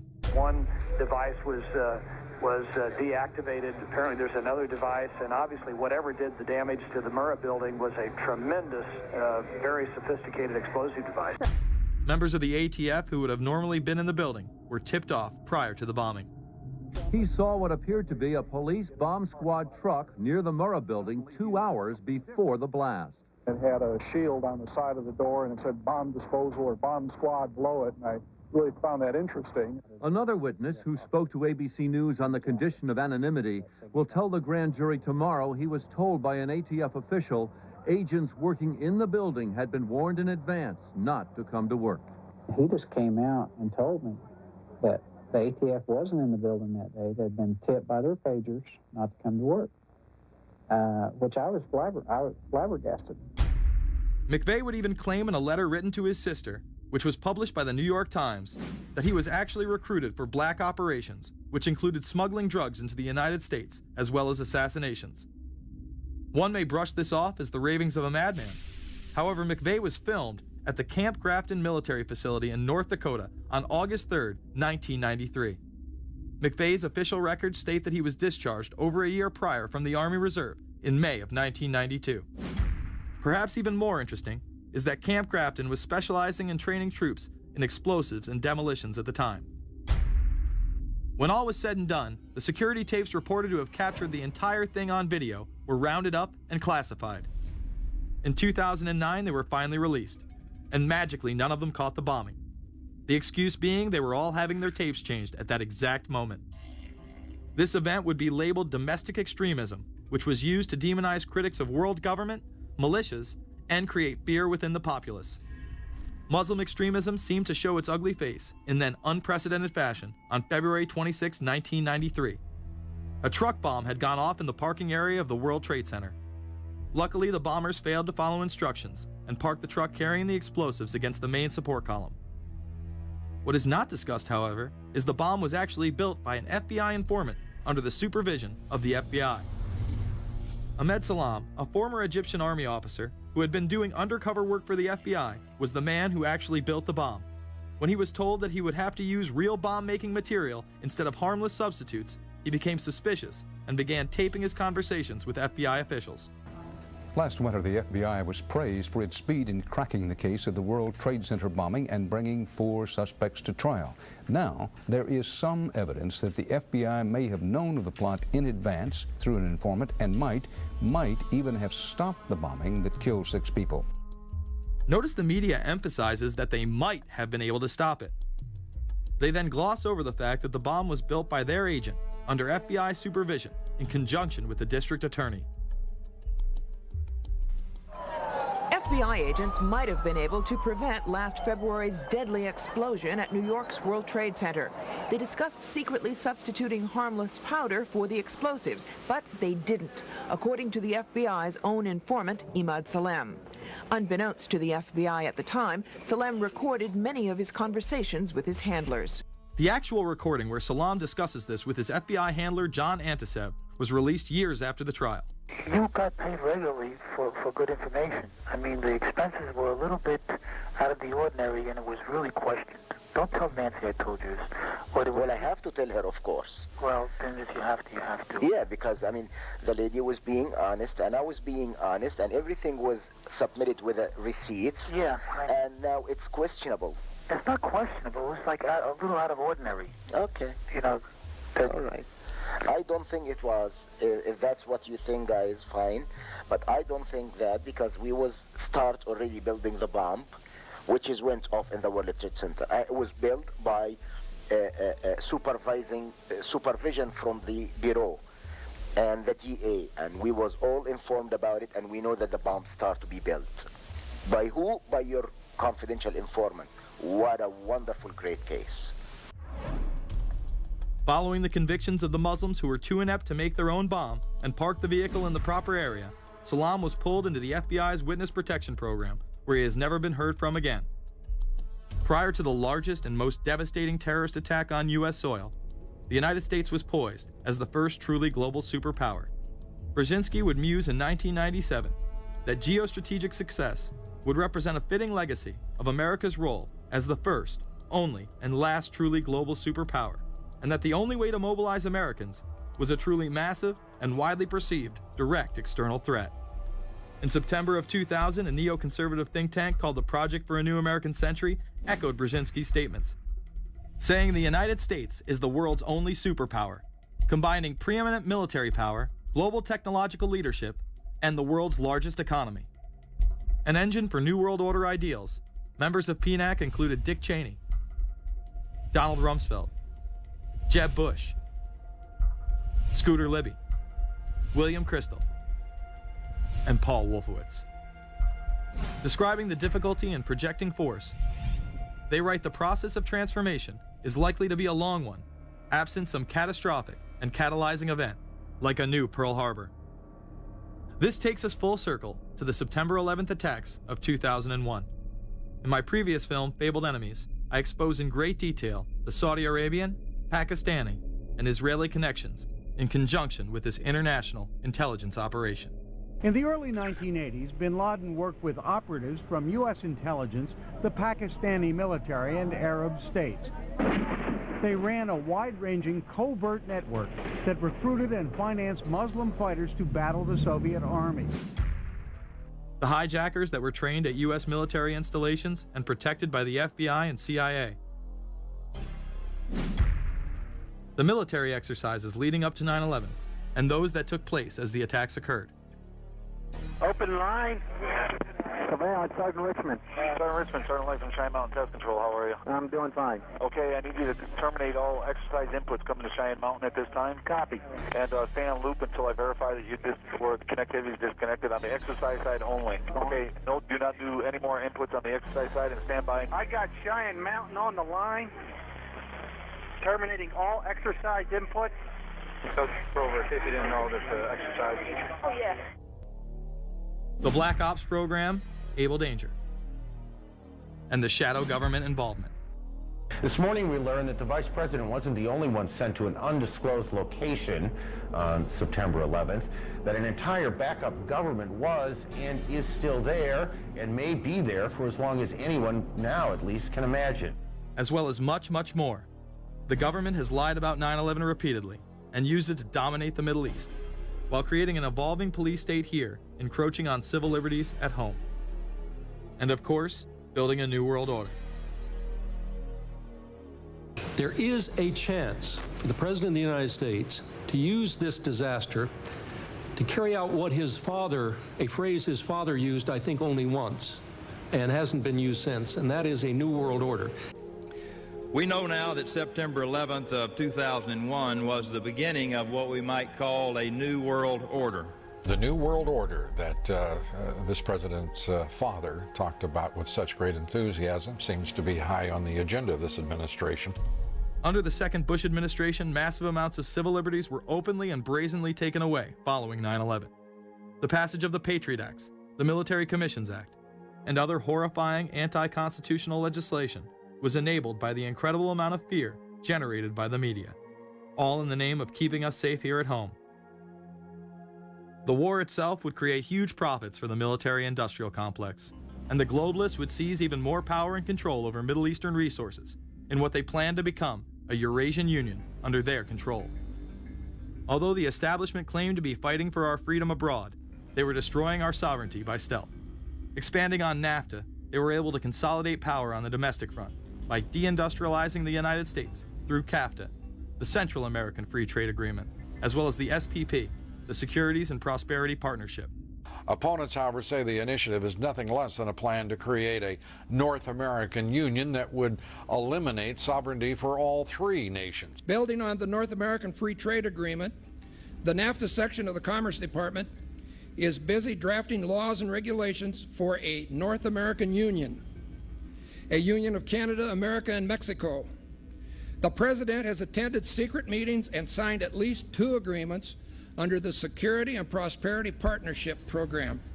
The stated goal established by Presidents Bush, Fox, and Prime Minister Paul Martin is integration by 2010. It's a plan from the business elites, the political elites, that will cost more American jobs, cost American sovereignty, but it would fulfill the President's father's vision. Now, former United States Trade Ambassador Robert Zoellick is talking about it again with renewed vigor. This time, a new world order with business at the helm of trade and economic policy. It's an agenda that goes hand in hand with the United States, Mexico, and Canada working quietly and behind the scenes to promote a common market with common deregulation for the benefit of multinational corporations. It's remarkable to me, the arrogance, the idea of just simply throwing away the nation's sovereignty, but they're trying to do so in so many ways. People better understand that they mean exactly what they're saying. It's a new world order they're trying to create. Dobbs, the only mainstream anchor to expose the New World Order, resigned shortly after bullets were fired into his home. The elite do not plan on waiting around for these unions to be formed before implementing the next step in global government. Through the vast global economic crisis of the last few years, they have been able to devalue the dollar and undermine it as the world's reserve currency. They have allowed the Federal Reserve and IMF to consolidate power by taking control of the Securities and Exchange Commission, as well as issuing a global currency instead of the dollar, disguised as a special drawing rights unit. This aspect of the New World Order was announced at the G20 in April of 2009. There is a big thing that's going to happen in London at this G20, and then they're hiding it, they're camouflaging it, they're not talking about it. Coordination of international regulation. What they are going to do is to put our Fed and our SEC under the control, in effect, of the IMF. New World Order, that's what they're planning in there, is to undermine the U.S. currency, and it's just really sad. What it really is putting the American economy under international regulation. Yeah. And those people who have been yelling, oh, the UN's going to take over global conspiracy government. Theorists. They've been crazy, but now they're right. There's 20 or whatever people in the G20, say there's 20 ministers, thousands of us, and we can't get our voices heard. When Geithner said he would be open to the idea of a global currency last exactly, week, yeah. Those conspiracy people had said and suggested that for years. Right. You're not wrong. Cash is becoming weeded out. Cash will most likely be eliminated or extremely difficult to use in many situations, so that you'll have to use the global currency or the electronic currency. Even though a physical global currency is yet to exist, groups such as BRIC are openly promoting a new reserve currency, which is a conglomerate of Brazil, Russia, Indonesia, and China. Get everyone in the whole world using one currency, which some people think that's a good idea. Russian President Dmitry Medvedev recently showed off a sample coin of the new world currency at the G8 in July of 2009. We have also agreed today additional resources of $1 trillion that are available to the world economy through the International Monetary Fund and other institutions. This includes 250 billion from special drawing rights, the reserve currency of the IMF, drawing rights that will be issued to countries who are part of the International Monetary Fund. I think a new world order is emerging, and with it the foundations of a new and progressive era of international cooperation. The head of the European Union is also calling for global government. 2009 is also the first year of global governance, with the establishment of the G20 in the middle of the financial crisis. Gordon Brown has called for a world constitution. We now need nothing short of a world constitution for the global financial system. Both Gordon Brown and Barack Obama had been groomed to be the next Anglo-American spokesman for this new world order after Bush and Blair stepped down. Here is Gordon Brown in front of the CBI prior to him being chosen to become Prime Minister. And it's only now that we can begin to understand that the world order that globalization brings and what it's going to look like. But what does the new world order mean for countries like ours who are looking to succeed? And the question for us is how we meet and master all these challenges to ensure that Britain enhances its competitiveness in the process and realizes what I believe is our destiny of success in this new world order. A new world is emerging. It is a new world order with significantly different and radically new challenges for the future. President Barack Obama has also espoused similar views on globalism. Here he is in Berlin, Germany, in July of 2008, in what media have dubbed his New World Order speech. Well, there have been extraordinary scenes in Berlin tonight as thousands of people gathered to hear Barack Obama deliver key foreign policy speech on his current European tour.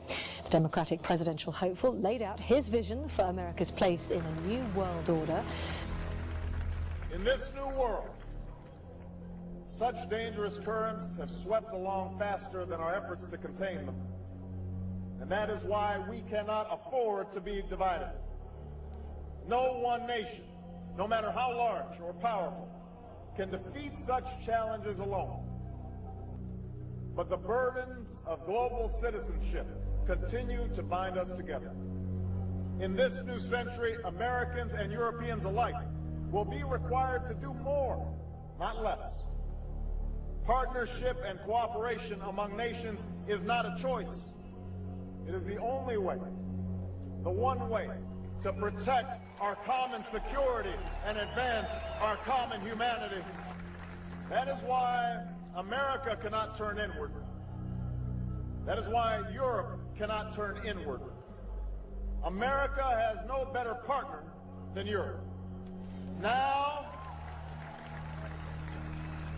Now is the time to build new bridges across the globe as strong as the one that binds us across the Atlantic. Now is the time to join together through constant cooperation and strong institutions and shared sacrifice and a global commitment to progress to meet the challenges of the 21st century. Barack Obama also became the first sitting president to ever become the chair of the Security Council for the United Nations, which only further cites his allegiance to world government. In an era when our destiny is shared, power is no longer a zero-sum game. No one nation can or should try to dominate another nation. No world order that elevates one nation or group of people over another will succeed. No balance of power among nations will hold. The traditional divisions between nations of the South and the North make no sense in an interconnected world. I think his task will be to develop an overall strategy for America in this period when really a new world order can be created. It's a great opportunity. The globalists, who know that Obama is going to promote their plan, want to make him such a superhero that nobody will question what he's doing. He is very much a product of the system that he is now technically in charge of. Obama alone, or the Democrat Party alone, is not responsible for his massive rock star status. It's been done by the media. This establishes that Obama is an unapologetic globalist who holds no one nation above another, despite its policies. Perhaps we should move towards a society more like China if that's the case. After all, on the 60th anniversary of the communist Mao regime takeover, the Empire State Building, once a proud symbol of the United States, was lit in the colors of the Communist Party halfway across the world. In fact, following the United Nations Copenhagen Conference in December of 2009, the Washington Post ran the headline, "Copenhagen Climate Deal Shows New World Order May Be Led by US, China." The Copenhagen Conference was disguised as a summit that would save the planet from man-made global warming by cutting carbon emissions. When taking a look at the almost 200-page document that was being proposed, it becomes evident that this was yet another attempt to establish global government and set up a global tax. In Section 38, it states, "The scheme for the new institutional arrangement under the Convention will be based on three basic pillars: government, facilitative mechanism, and financial mechanism."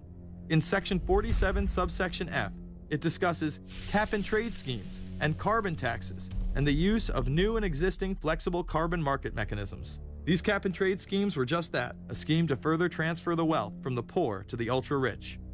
One of the ways it will drive the change is through global governance and global agreements. The fact that our president even attended should be considered treason. Just weeks before the conference, ClimateGate hit the media. Secret emails confirm that many of the United Nations lead scientists had engaged in fraud in order to promote the idea that man-made global warming was occurring and that carbon dioxide was a toxic gas.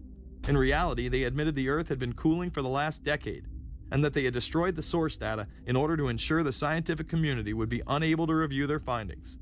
Bill Jones was forced to resign from his position at East Anglia University, and Penn State has launched an investigation into Michael Mann. Because of the scandal, many countries refused to sign the agreement, and instead only 25 heads of state, including rock star president and savior Barack Obama, signed a much shorter and broader accord. The document states that a high-level panel will be created, and that parties will be subject to domestic auditing, supervision, and assessment. The climate conference in Copenhagen is another step towards the global management of our planet. The idea that carbon dioxide, the life force for plants here on Earth, is a toxic gas and should be taxed is laughable. There have been numerous periods of time in which the Earth has had vastly more carbon in the atmosphere than present day. In areas where there have been volcanic eruptions which emit large amounts of CO2, plants have benefited, and there is no negative impact on the surrounding environment, as well as indigenous people, from the excess carbon dioxide. The globalists promote this theory to keep mankind in fear, not only for the establishment of a global government and a global carbon tax, but the literal control of the entire planet. An even darker side to the scam of man-made global warming exists. In reality, it's about population control. Ted Turner reveals himself here in this interview with Charlie Rose. We've got to stabilize the population. When I was born, there were what's wrong with the population? I mean, were too many people. That's why we have global warming. We have global warming because too many people are using too much stuff. We've got to stabilize population on a voluntary basis. Everybody in the world's got to pledge to themselves that 1 or 2 children is it. Not doing it will be catastrophic. We'll have 8 degrees, we'll be 8 degrees hotter in 30 or 40 years, and basically none of the crops will grow. Most of the people will have died, and the rest of us will be cannibals. Civilization will have broken down. What the few people who are left will be living in a failed state like Somalia or Sudan, and living conditions will be intolerable. The droughts will be so bad there'll be no more corn growing. Not doing it is suicide.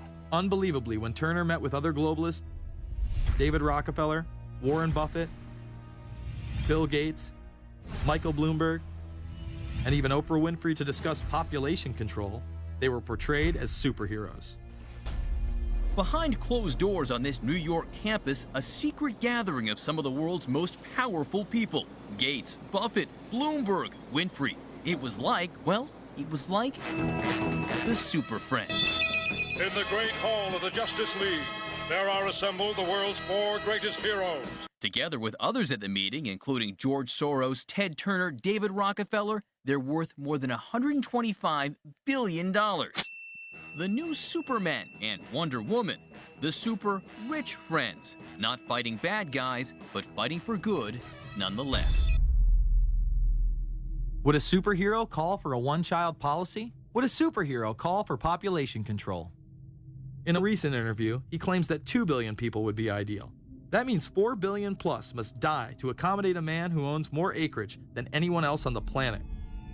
Let's not forget that Ted Turner is the president of the United Nations Foundation. There are countless examples of how we are being indoctrinated to accept these kind of conditions and believe that man and his activities are the problem. From the promotion of climate cops, we're the carbon cops and we're on the lookout for energy wasters, to phony liberals and conservatives getting together to promote climate change. Hell, let's face it, we're polar opposites. We couldn't be further apart. I'm on the left, and I'm usually right. And we strongly disagree. Except on one issue. Tell them what it is, Reverend Pat. That would be our planet. Taking care of it is extremely important. We all need to work together, liberals and conservatives. So get involved. It's the right thing to do. Now there you go again.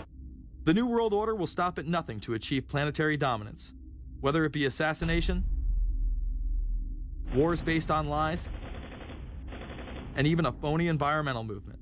So it should come as no surprise that they have been tracking, tracing, and databasing our lives for years. Many people are aware that the Bush administration engaged in warrantless wiretaps on American citizens. What they don't understand is that it has come out in court that all the major telecommunications companies have been secretly storing every piece of data received from our phones and our computers and handing them over to the National Security Agency. You heard about the government secretly listening in on phone conversations without a warrant, but there is evidence that your email is also being tapped. The government has been intercepting most emails as part of its terrorist surveillance program. That program has been criticized as illegal because it's missing an important ingredient: search warrants. Several years ago, Klein says he came to suspect that AT&T had installed secret computer gear designed to spy on internet traffic at the request of the National Security Agency. This is just a small part of the picture, as AT&T was not the only company involved and emails were not the only issue. The NSA was installing Norris Insight systems, which are capable of monitoring billions of bits of internet traffic per second.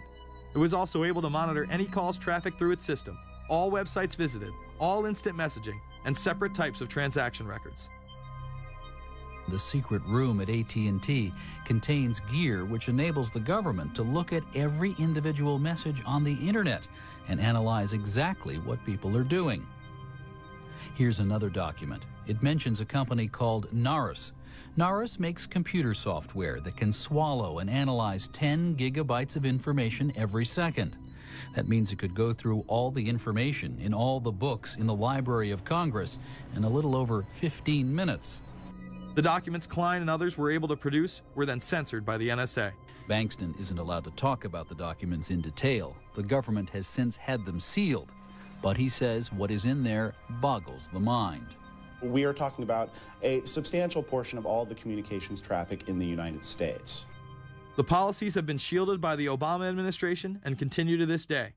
Attorney General Holder has publicly stated lawsuits be thrown out of court, and after several attempts, Klein and other cases were thrown out as well, once again citing the national security of what used to be a constitutional republic, not a massive corrupt slave state.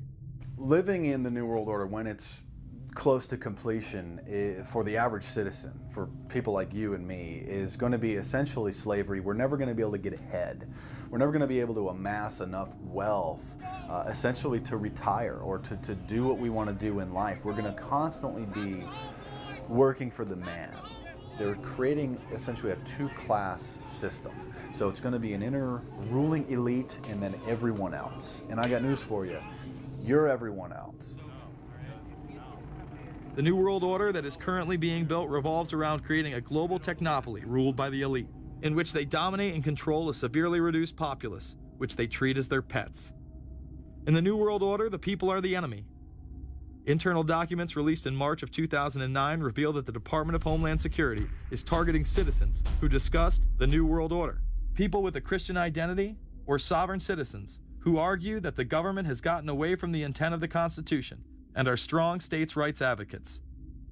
People who are anti-immigration, stating, extremists will argue that immigrants are taking the jobs of U.S. citizens during times of high unemployment and without paying taxes.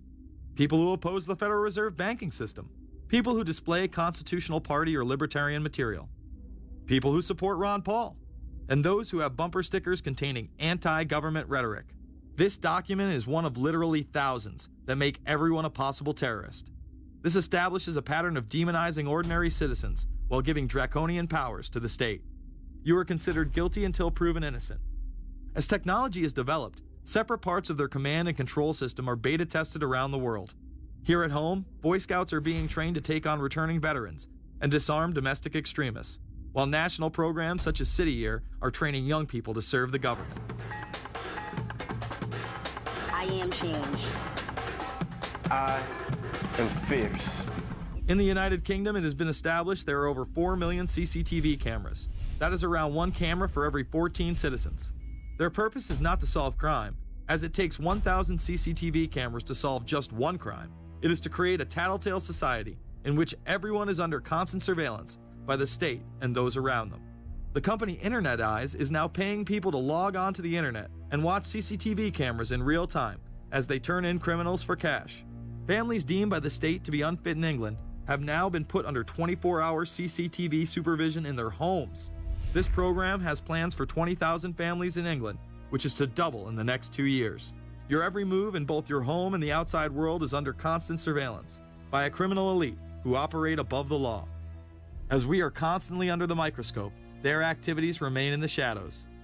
Obama extended diplomatic immunity to Interpol with Executive Order 12,425, further empowering criminal behavior within our own government.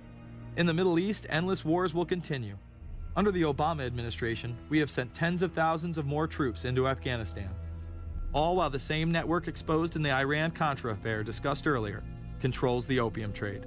It was revealed in October of 2009 that the CIA had been funding puppet Afghani leader Hamid Karzai's warlord brother for the last 8 years.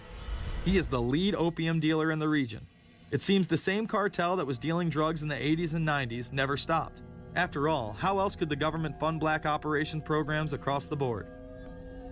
The Karzai regime has whole sections of it which are drug supported, and we can't touch it. We turned Afghanistan into the major supplier of heroin for the world. It happened under CIA supervision.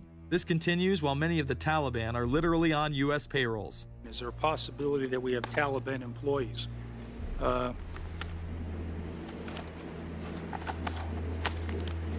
The commander in the field, or I should say the COCOM commander, General Petraeus, has made it a conscious effort to, as part of his coin strategy, to hire local nationals. I can't talk in this form, nor am I the qualified guy to talk about it, but there is no doubt in my mind, one day you're on one side of the ledger, the other day you may be on the other side of the ledger. Biometrics have been instituted in both Afghanistan and Iraq, where individuals are subject to fingerprint devices, iris scanners, and electronic databases, to screen local residents as well as DNA tests. This includes anyone within the populace of a combat zone. Someone has to go out there with the biometric registration equipment, take your iris scans, take your scans and get you registered in the system like that. As scary and tyrannical as these systems seem to be, none may be as dangerous as the implantable RFID microchip. Through various pretenses, including terror, security, and entertainment, the chip has been promoted and integrated into society. In 2001, following the 9/11 terrorist attacks, the Jacobs family became the first family to be injected with microchips in front of a live television audience. We have a Florida family who are really pioneers in a brave new world. They have volunteered to be the first ever to have microchip identification devices implanted into their body. After 9/11, I was really concerned with the security of my family. In 2004, the FDA approved the use of RFID technology to be implanted into human beings. However, studies dating back to the 1990s show the implantable microchip has been linked to cancer in animals, but this has not slowed the agenda of control. In Barcelona, trendies get chips in order to receive VIP status at the exclusive Baja nightclub. A simple swipe of the arm gets them in without a line, and it pays for their drinks too. The Mexican government also chipped employees for security measures in 2004.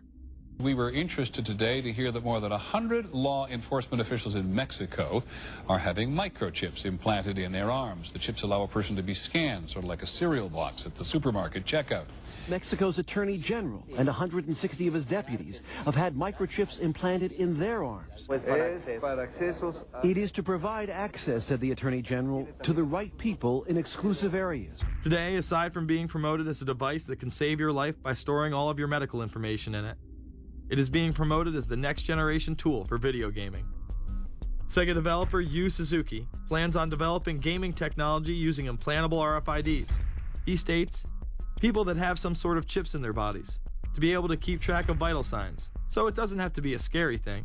But you could put a sensor here, you know, a bit like the Matrix, as he points to his arm. It's not really something only in the future. Some people already have them, chips in their bodies. Suzuki is correct. It has never been easier to order a microchip online and implant it under your skin. Microchips implanted in your hand, arm, or shoulder is just the beginning. Some have already taken implantable brain chips that may enable the blind to see again, the deaf to hear, and much, much more, including the ability to download information directly into the brain and instantly communicate with anyone in the world, creating a worldwide mind. It's very interesting that the way that the New World Order is going is moving towards a system that is identical to that, whether it's going to be an implantable microchip, an RFID, a thumb scan, whether it's going to be some sort of a tattoo. Imagine a planet where every human being is required to be chipped at birth. This would be the final tool implemented in a command and control world government system in which the elite rule the masses with total control of their lives. This is, of course, a terrible predicament for those of us who are convinced that this system is slowly but surely destroying this country and has to be changed. But we can't count on the elected presidents to do it, and we can't count on the elected Congress to do it. We somehow have to mobilize the technological resources of the internet to create some kind of new political force in this country. So is there anything else about the ruling class we should know? Politicians, business leaders, and media figures are often portrayed as pillars of morality while they describe themselves as Christian conservatives. Nothing could be further from the truth. In reality, many of the elite are groomed at a young age to take part in occult rituals. Those who attend Yale are indoctrinated into the Order of Skull and Bones, an elite secret society cloaked as a fraternal order. Yale University is 300 years old this year, and were you to visit its campus, you would see that it still has exotic clubhouses, which look like tombs where Yale's legendary secret societies meet. Their prestige and importance have largely evaporated, but the rituals are still a secret. And so when we heard that some enterprising characters had managed to spy on the famous Skull and Bones Society, we couldn't resist. Skull and Bones, people say it's a fraternity at Yale University, but it's really a postgraduate organization. So it was founded in 1832. And it's not like a normal fraternity. People don't pledge. These people choose who they want to come. So they do the recruiting. They recruit 15 people every year, people who they see are going to be powerful people in the future. So they're recruited when they're a junior in college. A lot of these people come from really wealthy and influential families because they know that this person has the resources to then elevate them to a position of power that can benefit the club. The video shows the neophytes, or initiates, kissing a skull, then performing a mock human sacrifice. Horrific screams caught on tape include chants of, "The devil equals death, death equals the devil." True. Famous alums include Senators John Kerry and John Chafee, to name two, cabinet secretaries such as Averell Harriman, and 3 presidents, William Taft, George Bush, and George W. Bush, who's been reluctant to talk about Skull and Bones. Does it still exist? The thing is so secret, I'm not even sure it still exists. Former Skull and Bones members and current members have been presidents, heads of the CIA, senators, heads of business. I mean, huge, huge corporations. These people have the network that brings them to such a position of power that most people could only dream of. Bush would run against his fellow bonesman and distant cousin John Kerry in 2004. You both were members of Skull and Bones, a secret society at Yale. What does that tell us? Not much, because it's a secret. Is there a secret handshake? Is there a secret code? I wish there were something secret I could manifest. 322, a secret number? There are all kinds of secrets, Tim. You were both in Skull and Bones, the secret society. It's so secret we can't talk about it. What does that mean for America? The conspiracy theorists are going to go wild. I'm sure they are. I don't know. I haven't seen the web. Number 322? This is an elaborate, occult, ritualistic entry into this group that they are now a member of for life. This culture of death and the occult continues long after college. Later on in life, these pagan rituals carry on in the redwoods of Sonoma, California. And what is the Bohemian Grove? Well, it's a kind of summer camp for the powerful, an all-male gathering in great secrecy. This group was formed in the late 1800s by artists, industrialists, and politicians. Bohemian attendees worship the owl as their deity. The Aztecs, Mayans, and other natives of Mesoamerica considered the owl a symbol of destruction and death. This is why the opening ritual for the club is the cremation of care. During the ritual, the effigy of a baby is rowed across the water by the Grim Reaper and given to a high priest, who then tosses it on a fiery sacrificial altar of a 40-foot owl god. It is an earth-based ritual in which care is burned away. The conscience is symbolically cast aside so that they may ignore the pain they have inflicted on others for the advancement of their own agendas. With this ceremony called the cremation of care, that begins the 2-week encampment where the body of dull care, symbolizing woes and concerns, is burned on an altar in front of a big owl statue. When that ceremony ends, they all start to cheer and yell. You have to ask yourself why it is that somebody would want to do that, let alone these elite people. And if you look at the elite throughout history, many of the people that achieve pinnacles of power are into the occult. They seek a supernatural way to gain power. Why are Christian conservatives such as the Bushes and Newt Gingrich attending the Grove? And I recognize I'm not going to be invited to Renaissance Weekend or that Bohemian deal where Newt, Rush, and Dick all sit in a teepee naked beating on tom-toms. Why does the media barely mention the Grove? Because many of them are in attendance. Late political cartoonist Phil Frank of the San Francisco Chronicle draws a reporter thinking about his loyalties to Bohemian Grove as he takes notes for a story. Stories about what happens in these redwoods are hard to come by. A campground statue reminds Bohemians to keep their mouths shut about the Grove. Many world events have been shaped at the Grove, including the creation of the atomic bomb. Discussions at the Grove in the 1930s helped lead to the development of nuclear power and the atomic bomb. Every Republican president since Calvin Coolidge has been a member, as well as many Democrats, including Jimmy Carter. If you look at the membership lists of the Bohemian Grove and the Council on Foreign Relations, the Bilderberg Group, a lot of the key level people are overlapping and are involved in numerous groups.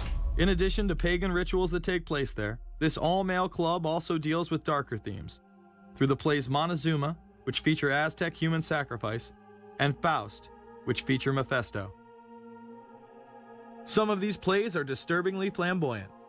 Many of the elitists have a penchant for cross-dressing and singing show tunes. Perhaps that is why much of the all-male staff also happen to be homosexuals. Well, each year, many of them seem to have a stunt or try to come up with a stunt. Last year, in 1980, the popular button was Free the Fortune 500. Bohemian Grove that I attend one time to time. It is the most faggot goddamn thing you will ever imagine. In 2004, the New York Post reported that gay porn star Chad Savage would be servicing moguls at the Bohemian Grove. In recent years, several politicians have been outed in scandals, including Senator Larry Craig, who tried to solicit sex from an undercover officer in 2007. Even more shocking, it was revealed in 2004 that right-wing blogger James Guckert, who had unprecedented access to the White House during the Iraq War, was actually Jeff Gannon, a madam and male prostitute for MilitaryStuds.com. During his 2 years writing for GOP USA and Talon News, Gannon officially made over 200 appearances at the White House. Oddly enough, over 24 of these visits would take place when there were no scheduled briefings. He failed to check in or out with the Secret Service on many other occasions, coming and going as he pleased. These type of activities are not new to the White House. In 1989, headlines involving callboys in the White House rocked the cover of the Washington Times. The Washington Times reported today that unidentified White House aides in the Carter, Reagan, and Bush administrations now are being investigated for using the services of a callboy ring. The paper reports that 2 of the male prostitutes were given a late-night tour of the White House last year. Hundreds of credit card receipts obtained by the Washington Times confirm that its clients were key officials of the Reagan and Bush administrations, military officers, congressional aides, and U.S. and foreign businessmen with close social ties to Washington's political elite. This ring extended beyond the White House and into Congressman Barney Frank's bedroom. Barney Frank, one of 2 openly homosexual members of Congress, acknowledged having used a male prostitute, whom he then hired as a personal employee. The man had keys to Frank's basement apartment on Capitol Hill. Frank paid him approximately $20,000 out of his own pocket to be his housekeeper and driver. But as first reported in today's Washington Times, the man was on probation for sex crimes and a drug conviction, and he ran a prostitution business out of Frank's home. Although Frank tried to claim ignorance, Stephen Goby, the prostitute in question, claimed that Frank was completely aware of what was going on and was even receiving free and discounted sexual services. The fix seemed to be in. Frank was threatening members of Congress to remain silent prior to being exposed in this sex ring. Massachusetts Democrat Barney Frank, a homosexual, threatened to expose fellow congressmen he knew to be gay unless they stopped spreading rumors. Questions stopped and Frank walked away with a slap on the wrist. Some members of the Ethics Committee were disgusted. Do we tolerate, do we condone a member of this body who knowingly permits a house of prostitution to be operated out of his residence? You have just heard one of the most edited, selective garbage that has ever been put forth, in my opinion, in this House. Again, we see people of the highest levels of power involved in the most repulsive and decadent of crimes. They couldn't care less about the code of conduct that's taught in all major religions about treating others the way that you want to be treated. And then they masquerade, they put this false front on that they're like everybody else, because your average person wants to do right, believes in some sort of a karma, believes in some sort of a divine justice in the universe. And so these people need to put on this front that they're like the average Joe in middle America, that they go to church every once in a while, and that they believe in an afterlife and a divine justice. And so they have to put on this front that they're like everybody else in order to get elected and to be accepted and to not have people look at them suspiciously, because if somebody goes around and openly admits that they were an atheist or that they were of some obscure religion, people aren't going to throw their support behind them as much, and they're not going to trust them as easily. The reality of this behavior is never revealed to the public, as the media keeps any revelations quiet. Unfortunately, these type of activities continue to this day. Florida Congressman Mark Foley chaired the House caucus on missing and exploited children and went on television praising Chris Hansen's To Catch a Predator series. The Dateline piece has probably done more than any law we can create. Foley was later caught attempting to have sexual relations with numerous underage pages. Congressman Mark Foley, the man who championed the Child Protection Act of 2006, resigned after inappropriate emails and instant messages surfaced that he sent to former congressional pages. Once more, no charges were even filed. Foley himself has checked into rehab. No one has been charged with any crime. The predator class acts like Roman emperors, indulging in excess that includes sex with young boys while portraying themselves as men of the Lord. The insanity is that we have allowed an interwoven elite criminal class to rule over us while posing as the saviors of the planet. We have learned they will stop at nothing to achieve their goals and are not held accountable for their crimes. They prey on the system rather than protect it. This is not a new world order of peace and prosperity. It is not a world government to save the earth. During difficult times, we must remain ever vigilant against seemingly positive solutions imposed to suit their aims. Crises there will continue to be. In meeting them, whether foreign or domestic, great or small, there is a recurring temptation to feel that some spectacular and costly action could become the miraculous solution to all current difficulties. We are threatened by a superclass that control the flow of information and hide technology from the public.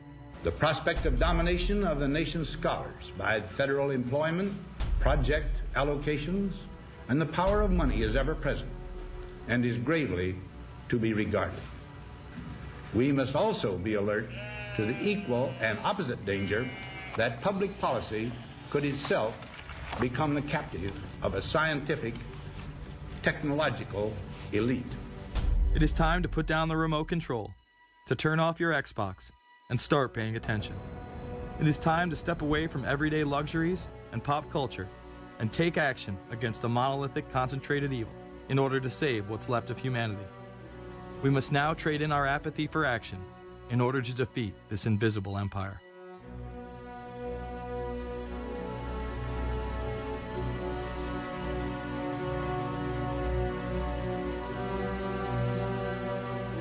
How set up are we to deal with this New World Order?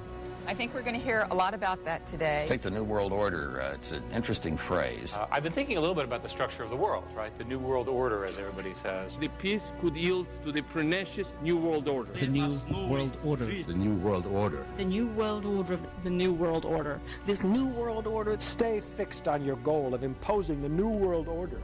We kept talking about a New World Order. A New World Order.